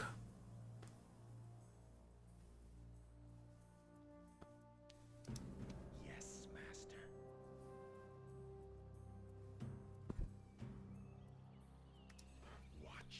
Go, brother. Have a crack. Spread the plague. All right, what was I doing? Did I have an agent here somewhere? No. I believe there's a spy here looking at my stuff. Oh, I have an agent. All right. I need to send him on a diplomatic mission.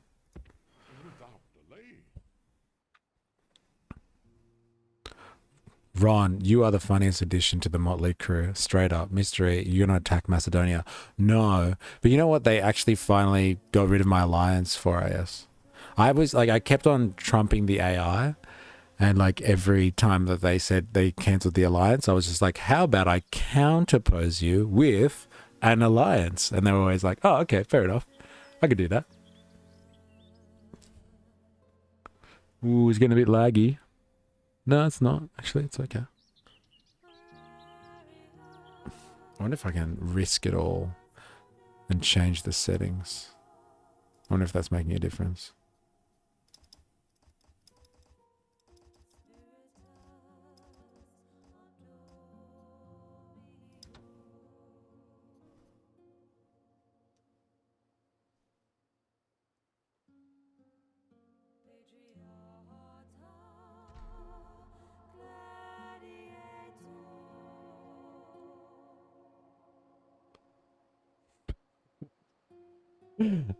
You're just trying to be controversial now.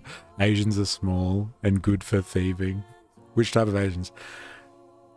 Like the lady that we just watched was describing everyone as South Asians. There are Southeast Asians, East Asians, Central Asians, Asian Minor Asians.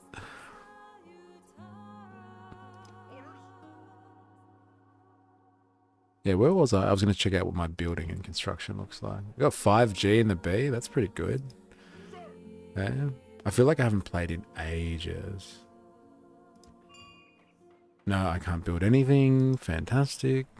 Oh, I can build here. No, but I'm building something already. Building something already. Building something already. Building something already. Okay, fair enough. Not building something here. Okay, so what should I build? Cannot be breached. Reinforced. Extra wall defenses. Public order. I guess I should build that, hey.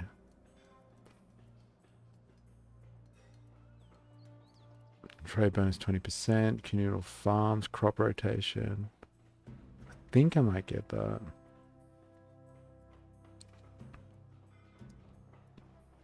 Trade all the way. Trade for days, boys. And you know what? I am going to build a ship, though. I need ships. What's that? A trireme. Fuck yeah.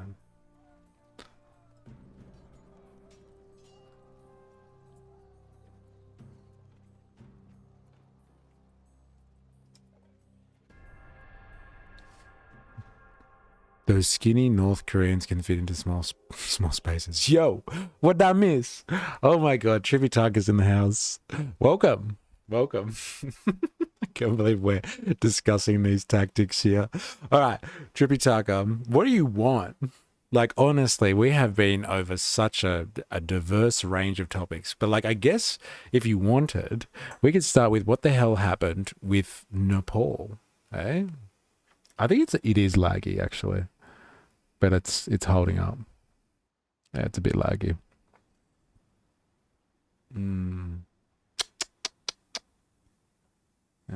It's laggy. Damn, I'm going to have to do something about this. But yes, look, Nepal situation, that's what we started with, Tripitaka. And it's interesting to see that there are working class issues going on in Nepal right now, misconstrued very simply, it would seem, by the media as social media ban. What's going on with the Oriental border princes? Very funny. That's interesting. I haven't heard them referred to as that before. But we were looking at Nepal, and like the media is basically painting it as social media ban causes Gen Z to rise up and destroy government. But like it's a lot more nuanced than that. There seems to be real working class issues, and so the Nepalese are standing up for, you know, a future that they want for Nepal. And like we saw some pretty crazy stuff as a result of that, I must say. Some, you know, intense civil unrest, and broader than that, they've basically deposed the government. They've gotten rid of the prime minister, and they've burnt down parliament. And 20 people died as a result of that. So it's pretty fucking intense. Let's be honest. But it was all about working class issues. And why'd they ban socials in the first place? It's actually a really good question. Why they banned the socials in the first place. It's actually not clear or it's not clear why exactly they did it. Now, the government obviously has said that they banned the socials because, like many countries around the world, they are clamping down, especially in Southeast Asia, actually, they're clamping down on like these fly-in multinational corporations from Silicon Valley and China that are, you know, basically exploiting their local populations and extracting value out of them. But like, you know, there's no rules or regulation around them. They don't even register. So this was an effort to register social media companies in Nepal. And TikTok had already done that. So TikTok got off the leash, but the social media platforms were banned. And so, lo and behold, TikTok became the avenue to live stream all of these protests and all these events. And it's where all of this stuff proliferated. But you say it's multinationals astroturfing? Would you believe it? Yeah, so like they're upset about that. But like that's not how it was interpreted by the Gen Z revolutionaries. Their interpretation of events was more like, in these developing countries, like social media really is the internet. Like you can't get access to the internet really unless you've got Facebook in some places like Myanmar and stuff like that. And so basically cutting off social media is like destroying their ability to connect with the world and politically express themselves, really, I would say. It's that grave. And so like they saw this as a direct attack on their ability to organize, really, and to show their dissatisfaction for government. And so they protested, and they protested hard. And that's what's basically happened. They had a lot of issues that were already on the cards for them. But the social media ban seems to be one of the elements or the straw that broke the camel's back. Now, the most interesting thing about the social media in that entire situation was they had a hashtag going called Nepo babies or Nepo kids, because the political elite, who were connected with the Maoist communists, actually, but like that's a side issue. But the political elite in Nepal has their children basically on social media, on Instagram, or like posting their extravagant and luxurious lifestyles. And all these people in Nepal have just been like, on social media, on Reddit, and they're just like, how can, with like the government's wages, like how can the prime minister and all of the prominent ministers afford to have their kids going to Harvard, going to the Maldives for vacation, buying Ferraris and Gucci bags and all this sort of stuff?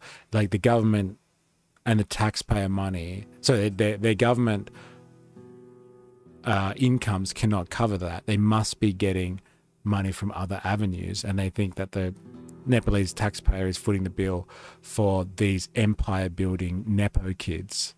And so that's a lot of the concern for the civil unrest. And so like this spread on social media, then they've decided to ban social media. They've said it's obviously for regulation purposes, which is probably true, but like it seems to be weirdly timed that just as the Nepo kid unrest was going down, that they started banning social media. So it's like a real class struggle issue, and it's a young person's class struggle issue. It's the young people in Nepal that have all these problems, and it's the young people in Nepal are the largest and most powerful demographic.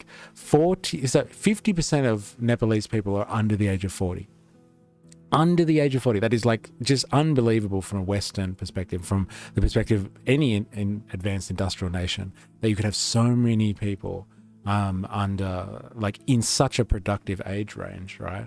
And so like they've got great prospects for the future, I would say, and they're worried about the future. So they've gotten out and they've shown their concerns, and that's how they've expressed themselves through this means. And, you know, good on them.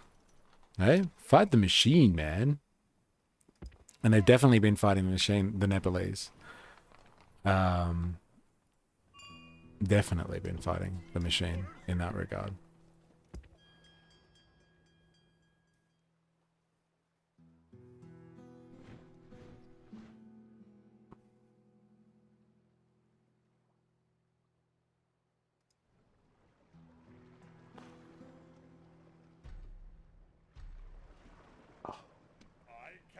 No.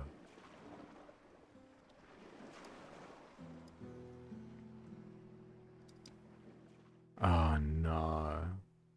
I can't retreat either. That sucks. Should have played that better. Alright, let's see if they get damaged or not. Damn, Ron never answered you. I know, I was really interested to see what Ron's interpretation of fascism was, like honestly. What do you think so Nepal's some kind of proxy war between the CCP old guard and the Chinese neoliberals? Or do you think grassroots can challenge either of these? That's a fucking interesting question, can I just say? Because I was speculating on the fact that, so like the Chinese would have like kind of interesting connection to the Nepalese government because of like kind of that Maoist element in their regime. However, Nepal is largely integrated with the Indian economy. They have good trade relations. They have good border policies. You can basically come and go as you want from Nepal to India. So like, I actually think that there is a potential power struggle going on, and the CCP is probably happy to fan the flames of discontent if it draws Nepal's government actually away from India a little bit more. Because Nepal is obviously that buffer state between, you know, India and China, and it's an important territory, and China wants to have more of a hold on that region than is currently the situation. That's actually my speculation on this. And like, I think they're doing it all through cyber warfare, and it's being done through bots that like get onto social media and like fan the flames of discontent in certain societies. It's happening all around the world. But yeah, this is a wild stream today, LOL. This has been a wild stream. So like, yeah, I think that like there's actually interest for China in kind of seeing, oh, Indian neolibs trying to woo Nepal and being suppressed by China loyalists. I don't know, but I think like, it's hard to prove either way, but I think there's different foreign interference here, and it's not just the It's not just the fact that this was a viral, organic social media sensation where Nepo kids came from. I think that people know that there's discontent, and I think that has been, like I said, fanned by someone. I would say probably in my suspicions more the Chinese than the Indians, because the Indians already have a pretty stable relationship with the Nepalese on economic grounds and like kind of border grounds. But nonetheless, it could be them with their foreign influence, but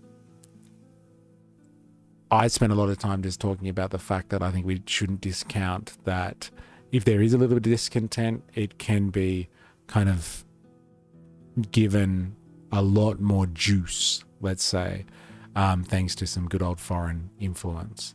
So yeah, if the CCP are involved in this situation, I think destabilizing Nepal a little bit so they can claw more power over them. Watching on delay. Does this Indian lady ever stop? She finally got there. It took a while, laughed Jeff. It took a while. But like she came up with some interesting kind of conclusions. It was basically that, hey, it's the right wing and right wing propaganda and stuff like that. Oh, Ron, you did respond. There you go. Fascism is basically when the state is run by corporations. Oh, it's not bad. And so, like, is there any democracy in that state? So would you say that we have fascism now then, Ron? Is that what you're arguing? That we don't have capitalists. We have the state run by corporations. Because if that's the case, we've got a little term that you might want to look up. It's called inverted totalitarianism. If you've ever heard of that one. Check it out. You love it, I think. Yeah, I know my path is blocked. I'm really pissed off that my path is blocked. Can I just say? Really fucking pissed off by that.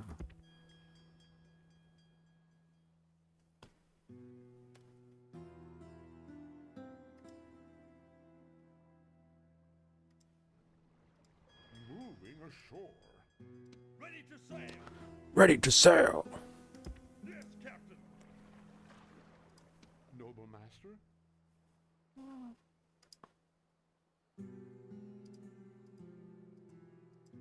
Bro, do your thing, cuz. Oh, it's doing this again.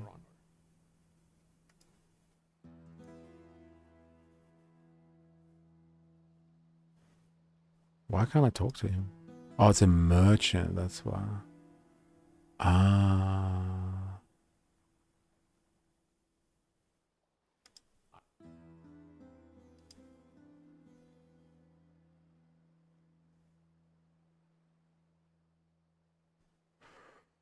All right. The West has long been a fascist dictatorship. Fuck, this is crazy. Ron, you are an enigma. I can't tell where you sit politically, honestly. Yes, anyway, laugh, Jeff. The lady does get to it in the end. Hey, my most crazy revelation from that one was her describing how the Indian diaspora sends billions and billions of dollars back to the motherland. It's like a mercantilist system. It's interesting. Dilemmas. Immigration went up. Indian migration went up 15% while she was talking. And the situation in Indo is the same. It does seem so, Tributaka. It does seem like the Indonesian riots were basically, or protests were along the exact same lines. They kept on saying lawmakers are corrupt. Lawmakers have like these incomes that are like, 10 times the size of the average income. And like, look at the way they live, look at their extravagant lifestyles. And here we are, us peasants being, screwed over by the economy. Why are things so different? And so they scalped. That's the word that people have been using. They scalped a lawmaker, and they thought that would kind of quell things a little bit. But the situation was different in Indonesia in the sense that like there was one death as a result of that situation. I think it was a food delivery guy got run over by police as part of the protest, and then she went crazy in Indonesia. But like 20 people have died already in Nepal, and like things have only really developed over the last like 48 hours. The India situation seems more domestic. Any signs of agent provocateur? I don't know. Actually, I haven't looked enough into the Indonesian situation, but I know obviously China has big interests in Indonesia as well, massive interests in Indonesia, and they would like to, make sure that they're able to keep good relations there, or have influence over Indonesia. They need to make sure that their regional interests are secured, and if that means again, and I only take this from history, and you can look at American history about securing their empire. Destabilizing people in their region and their backyard has been incredibly beneficial for the American empire. So I wouldn't put it past Chinese imperialistic tactics to want to destabilize. And you don't even have to destabilize, like I was saying before, through something like the CIA or some intelligence organization that, plants, I don't know, a new dictator or sets up a coup somewhere. You can just do that through cyber warfare now. Always got an eye on West Papua. Yeah, long history of blood there. Yeah. But this seems more Jakarta-centered. Yeah, it does. It does. Dilemmas. I wouldn't call an anarchist far right. It's a different beast altogether. That's if you lump right-wing and conservative in the same bubble. Anyway, I would like to see if that ship goes down or not. I'm going to roll the dice. Come on, ship, survive.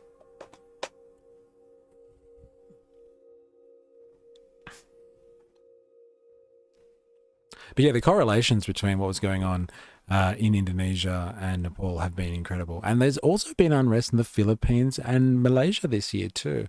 Myanmar's going through some crazy stuff, but China keeps Myanmar on a tight rope, I think. You might find. In terms of, regional interests and stuff.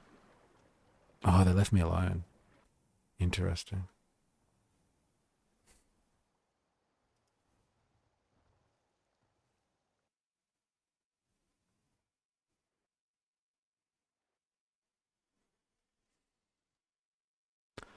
Fake news tries to tell us Antifa are anarchists. The difference is commies want to be the state, whereas anarchists like myself don't want a state. You're an anarchist? I'm as far right as it gets, an anarchist. Well, isn't that interesting? That's very interesting. I wouldn't have pinned you as an anarchist. How do you feel, if I may, Ron, about someone like David Graeber as he is a self-proclaimed anarchist? What do you think about David Graeber? I would like to know, like, honestly.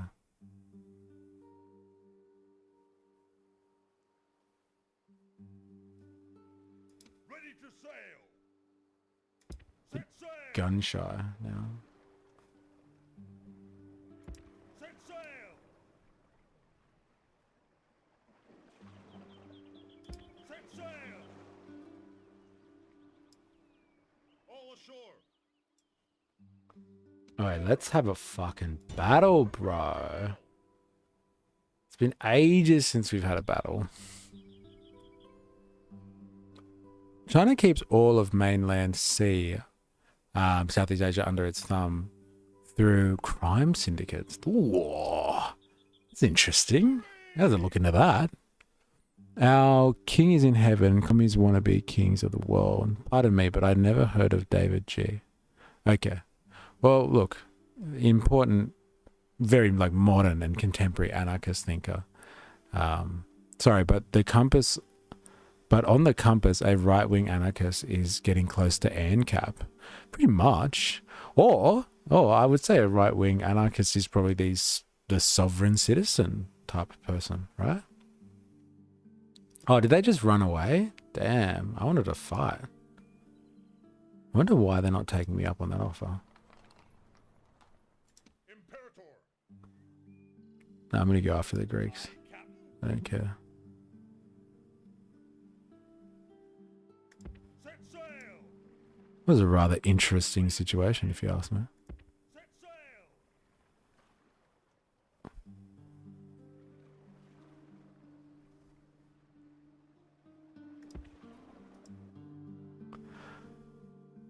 Oh my God, 7 announcements. Yeah, I'm really interested. You're a right-wing anarchist, or you're just an anarchist?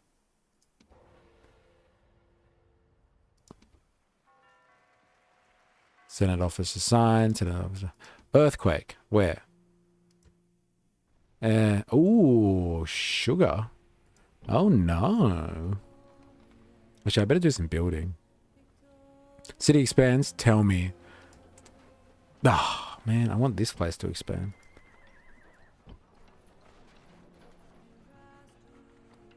Alright, let's see what they're building. Nothing. Outrageous. Crop rotation.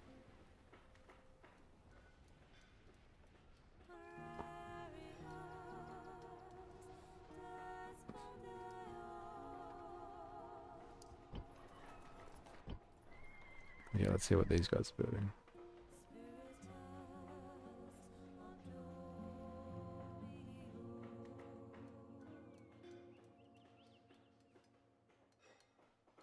Equity. Sovereign citizens generally nationalist socialist. And so you're not a you're not a sovereign citizen sympathizer. You don't like their shtick. You're definitely an anarchist, because you know, like, some of your descriptions of things really wouldn't put you in the anarchist camp, or not the anarchists that I know of, anyway.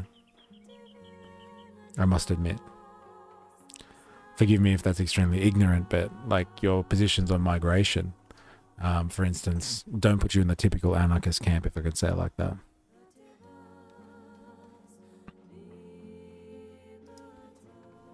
If you know what I am saying. Yes, I think I know what you were saying.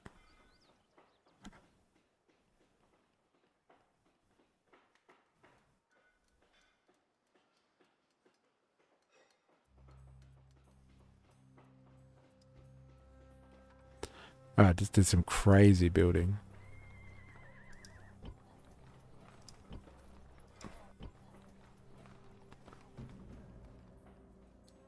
Oh. Noble master?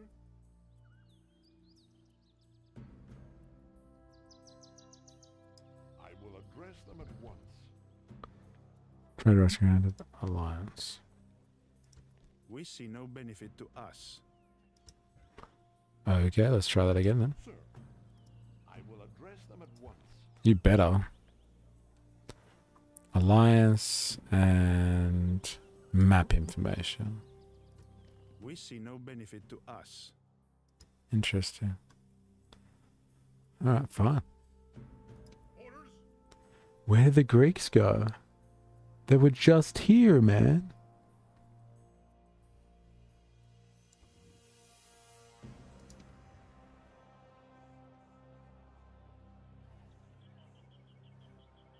What douchebags the Senate are. Seriously. I'm right there. Give me a second. I found ANCAPs to be libertarian more than anarchists, in that they still favour leftist social positions. You'd think so. How can an anarchist be socialist? Aren't they diametrically opposed? No, actually.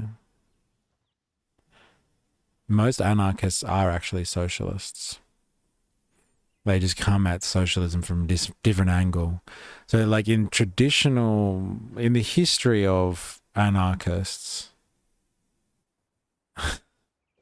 the anarchists I know of, you have been through Marxist indoctrination. Well, like, where are you getting your anarchism from? Because the anarchists traditionally were people who were working class, who believed in the fact that you needed to bring down capitalism, but you couldn't trust the state. And so anarchists, and I guess you would call them Marxists, split on their involvement in the state on the final solution, let's call it, for capitalism. And how do you relieve yourself of capitalism? Damn. I'm going to get hammered in that one. Yeah, how do you relieve yourself of capitalism without relying on the state? So there were authoritarian socialists who believed that you could use the state to bring in socialism, and then there were anti-state socialists who believed that you couldn't use the state to bring in socialism. And socialism, again, meaning a system where the workers control society, working people control society.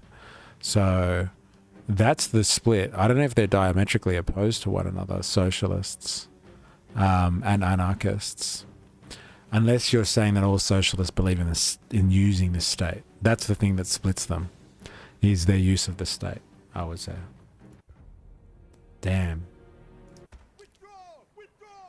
Withdraw. Authoritarian socialist top down. The book of Samuel speaks about the anarchy Christ preferred for this world, the antichrist maybe. Unless they are a hermit, every anarchist is a socialist by necessity. Ancoms is bottom up. I'd always thought that socialists want to use their government power to look after the populace, but anarchists was personal responsibility and sovereignty.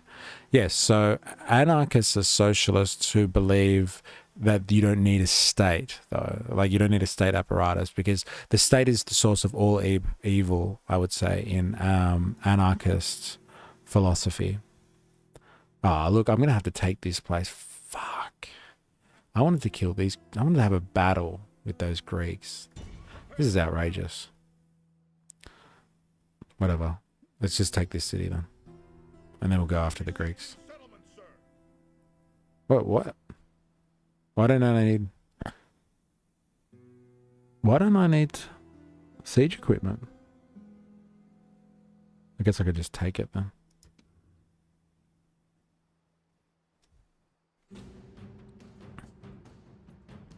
So anarchists, yeah, they believe in, when you say personal responsibility, I think there's some language that's been lost throughout the ages. But the important language, I think, is individual freedom. Anarchists believe in a world of individual freedom, and socialism and communism tries to bring about a world of actual individual freedom. But they do that by destroying the class relations. So destroying the fact that there is a, ruling class and a working class or something like that. And so they all have different tactics of getting there. But like, from what I understand of anarchist culture and history, literature, is that they don't think the state has any part to play in that system.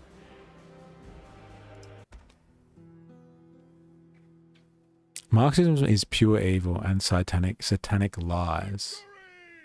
See, I don't know where you've gotten your views on Marxism from, but it's pretty heavy, man. My understanding of socialism is the provision of welfare and social mores to those who need it. Anarchy is simply the absence of a centralized government. Oh, there are no walls. You can just fuck them up. Thanks for it. I was like, how is that even possible? That's fucking hilarious. Thank you.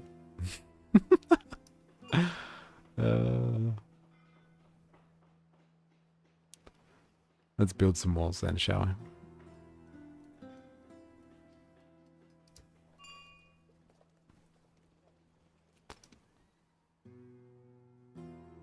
And then we go after the Greeks. The state is the enemy. Okay, so you are an anarchist in that sense. But like a right-wing anarchist is an interesting concept for me, because anarchists looking to erode the state because they want to bring in a working class utopia, where they want to bring in a world where the working class actually rules over society. Do you believe in that, Ron? That like there shouldn't be political elite, economic elite, a capitalist class, all that sort of stuff. There should just be a world where everybody is egalitarian in their class standing and the means of production. So like all of the, the industry, property, everything is held in some type of collective good for everybody. Now, back to you, Tributaka. My understanding of socialism is the provision of welfare and social mores. Is the provision of welfare and social mores to those who need it. That is I would argue, and some would argue, social democracy. So in the systems that we have at the moment, where you have social policy that is decided by individuals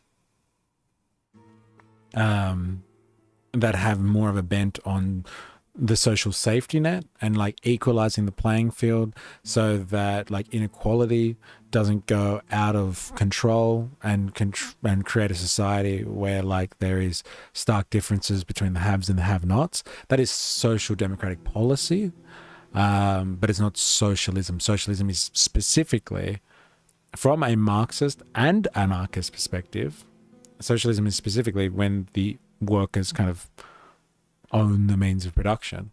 And so like they're in control of society, like the dictatorship of the proletariat.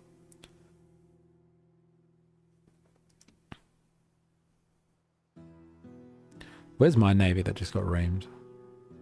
Where did they go? Go back and repair.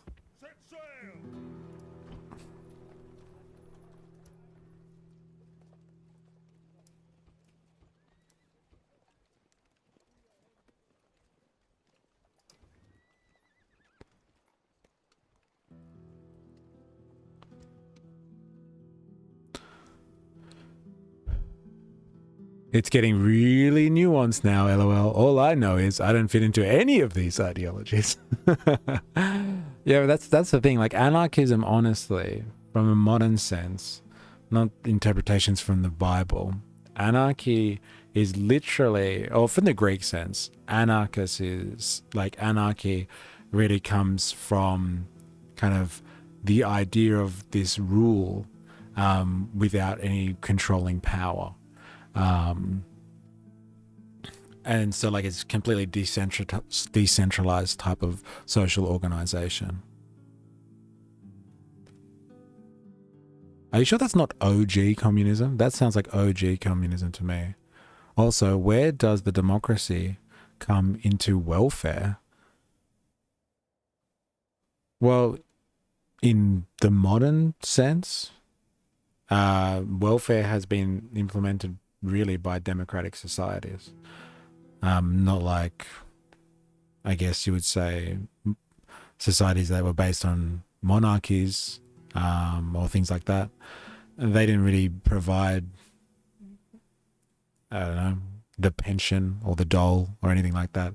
It was through democratic means, usually through countries that had workers' parties, that dreamed up these ideas of welfare systems to protect working people, to give them a pension, to give them social welfare if they ever fell out of work, to give them education so they could, socially transition and there was social mobility, to give them health care, because if the expenses, like if the costs of living weren't covered by, the wages that they were getting from the capitalist classes, that's why they got welfare systems. They did it through democratic means. Yeah, but like that is a very specific form and to a very, very limited amount of people. It's selective welfare at complete discretion, whereas in a democratic society sense, in a modern sense, we're talking about modern industrial societies here. So if we're going to dip back into history before the Industrial Revolution, then like those are different types of welfare systems. We're having different conversations here. Now, in terms of OG communism, I don't know if there really is a debate on OG and new communism. Like it's communism or it's not communism, really. And communism is about a society where there are no more classes and like one class rules over another. People are all given the same rights and opportunities at birth. So there is no class system at all where one class dominates over another. And you have an economy where everybody collectively owns the means of production. So like all of the stuff that makes value in society and adds value to society is owned by a collection of people as opposed to private interests. And that's pretty much it. Communism versus Leninism versus Maoism. Now, communism is the ideal, is like getting to a certain type of mode of production, whereas Leninism and Maoism are strategies on how to get there.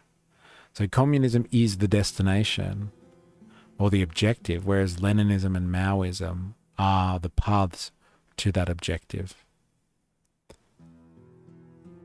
Do I seem like one? I like ANCAPs to a degree, but many are too liberal as far as society is concerned. Lolbitarians are parasites. Anti-hierarchy is anarchy. This is a very interesting philosophical discussion that's going on here, can I just say? I'm proud everyone's stuck around to talk shop on philosophy.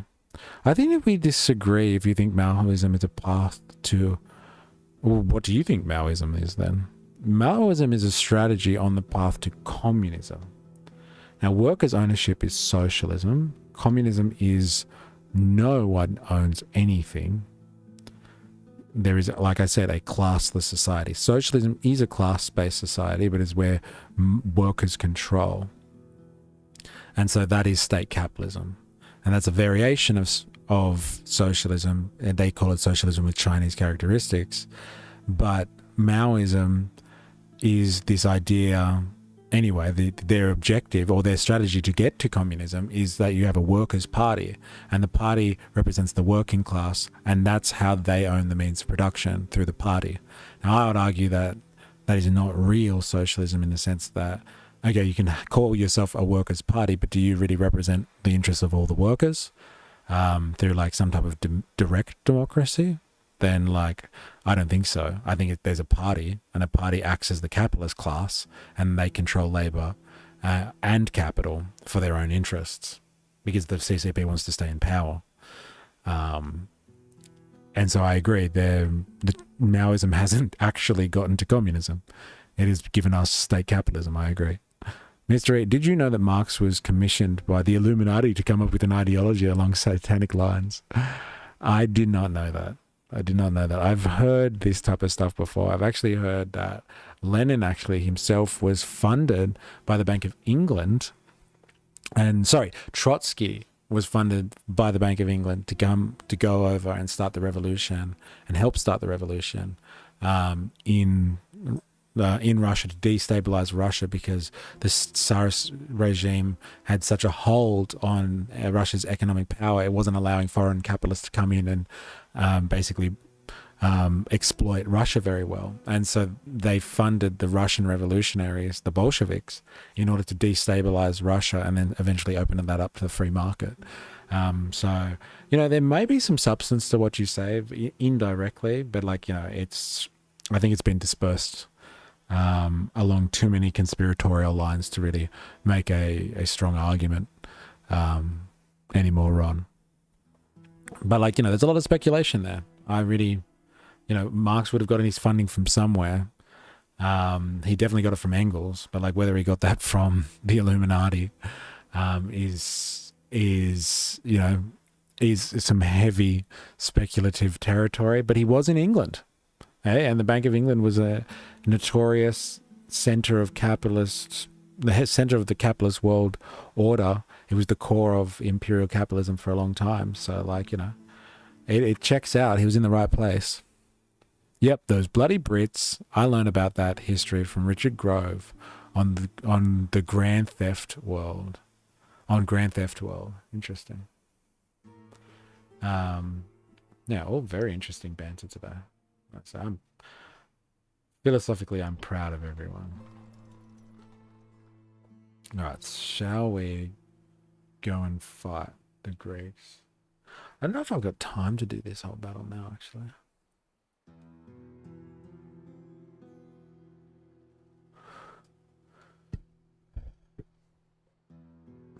It's an interesting conversation. I don't know. Maybe we should do another stream on the differences between all of these things. It seems like me and Tributaka have got very different interpretations of capitalism and communism and all that sort of stuff. Oh, no, not capitalism, but communism. Anyway, there's a difference between old school communism and new communism. I've never actually heard about that, to be honest.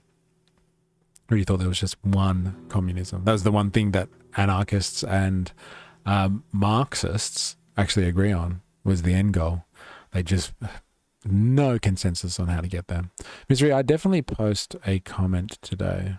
I meant to before, but they didn't see much more. I'll definitely post a comment today. I meant to before, but I didn't see much point. Okay. I would like to know more. Why didn't Hitler go into Switzerland? It wasn't because of the Alps. LOL. Interesting. Why? Are you saying it's because of the banks? Eh? Good old banking system. Yeah, I wonder if I've got time.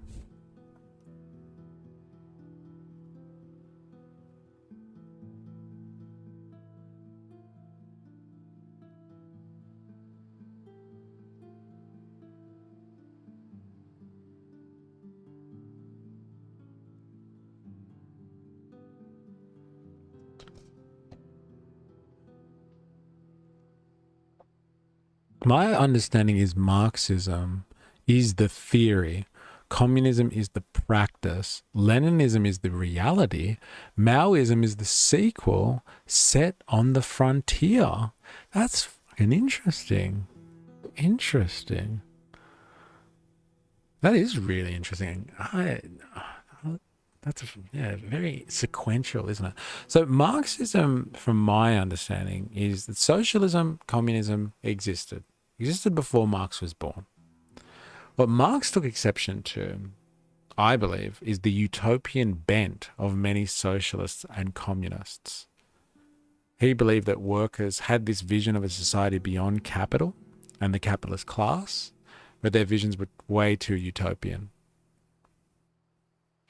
And so what Marx tried to do was make this utopian vision, this pie in the sky stuff of this new world where working people would be able to actually have a call in how things operate, as opposed to being dominated by a ruling class or a capitalist class or something like that, was to give it a scientific basis. So Marx's theory was one where he he argued that not only was communism something that could happen, that working people could bring about through a revolution, but it was actually a logical step in the trajectory of history after capitalism. And that's where the science comes in. And so Lenin believed in the scientific nature of Marxism and then sought to bring the revolution that Marx had spoken about in his scientific socialism. He tried to bring that into reality. And so his strategy was based on Marxism and bringing in the socialist revolution based on a Marxist interpretation of the world. Now, you could argue that he definitely did that with the Bolshevik Revolution, and Maoism was kind of the Bolshevik Revolution or Leninism with Chinese characteristics. Now, both of these instances, and this is really important, and this is where it diverges from Marxist theory, is that Marx always predicted that the revolution was going to be coming from the imperial core of capitalism, the most advanced industrial capitalist nation. And Leninism and Maoism are interesting diversions from Marxist theory because they both happen in largely agrarian societies with very small industrial bases. Now, Leninism definitely used the proletariat, so the urban working class, to bring on the Bolshevik Revolution. But Maoism is different because Mao incited a peasants-backed or a majoritively peasant revolution in China to bring on the communist revolution. And so Maoism and Leninism are strategies on how to get to communism, but none of them have talked about achieving communism at all, in my perspective. I don't think any of them have claimed that they've come to, they're now communists.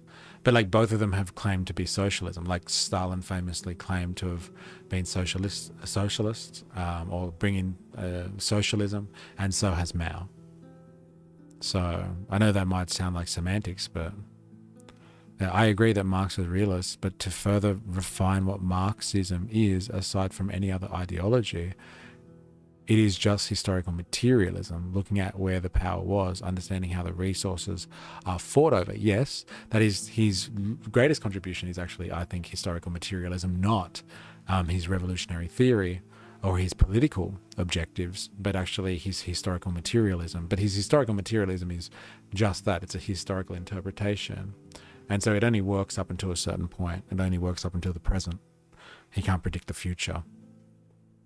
And so that's what Leninism and Maoism was about taking Marx up on his word that capitalism would evolve into socialism as a natural dialectical process of the mechanics of a changing economy over time. And they tried to kickstart the socialist revolutions. And that's what their revolutions are about. Communism is the utopia where power is not accumulated at any place or organization. Yes, so communism is the objective, 100%. And so, like, you have to decide whether you believe that China or Russia ever got to communism, and I would say unequivocally no, they never did that. Never did that at all. Fascists and Nazis think the political horseshoe is about them, but I'm convinced it's actually between Protestants and Marxists. Many believe that Adolf was the result of a trust between himself and the Rothschild she was the maid for. Adolf? Lenin was offered by the Illuminati for getting too uppity. Was offed by, okay, right. The mafia is a branch of Freemasonry. Think of Omerta. Wow, this is a different rabbit hole that I am not acquainted with, I must admit. Ron, it's a large rabbit hole that I'm definitely not acquainted with.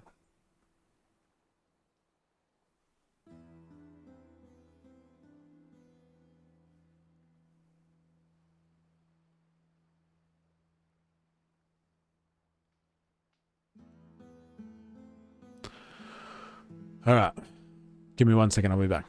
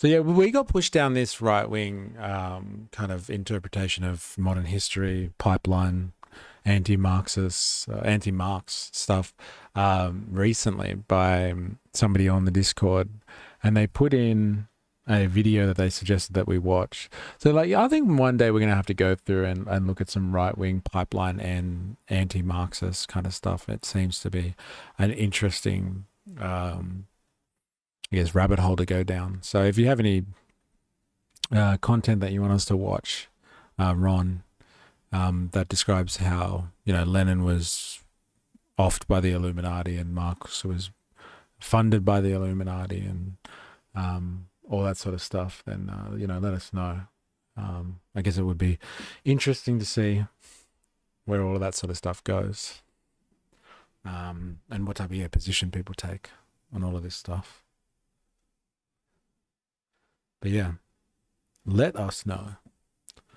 But yeah, I'm going to have to leave it there. I've got to bounce. But yeah, this has been one hell of a crazy stream.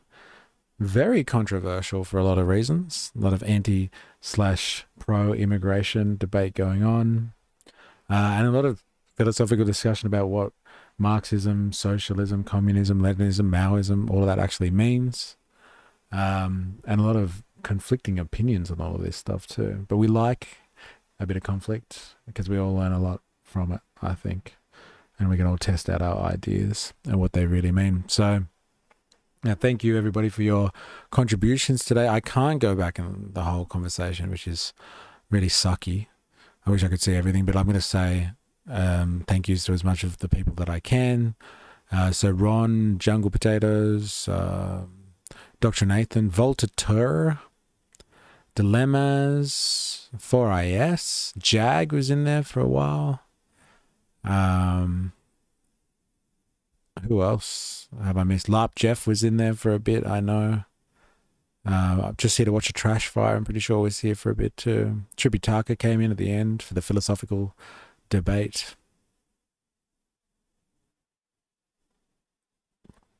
I don't think I've missed anyone else from the latter half of this. But yeah, thanks everyone. Thanks for the banter. And yeah, good stream today. We will be back tomorrow. And I want to try and find out what's going on with this kind of block everything protest that's going to happen in France.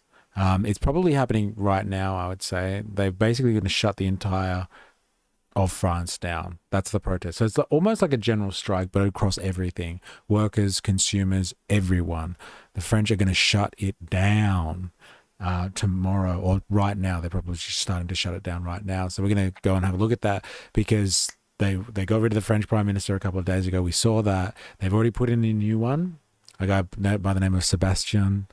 And we're going to find out if Macron pulls the rabbit out of the hat and convinces people that it's okay what's going on in France at the moment, because I know people are pretty upset. So we'll check that out most probably tomorrow. So yeah, we'll get to see more protest footage. It's going to be a week of watching people protesting about stuff, I think. But yeah, until next time, you know the drill. Please remember, I am, you are, we are a mystery. See you all.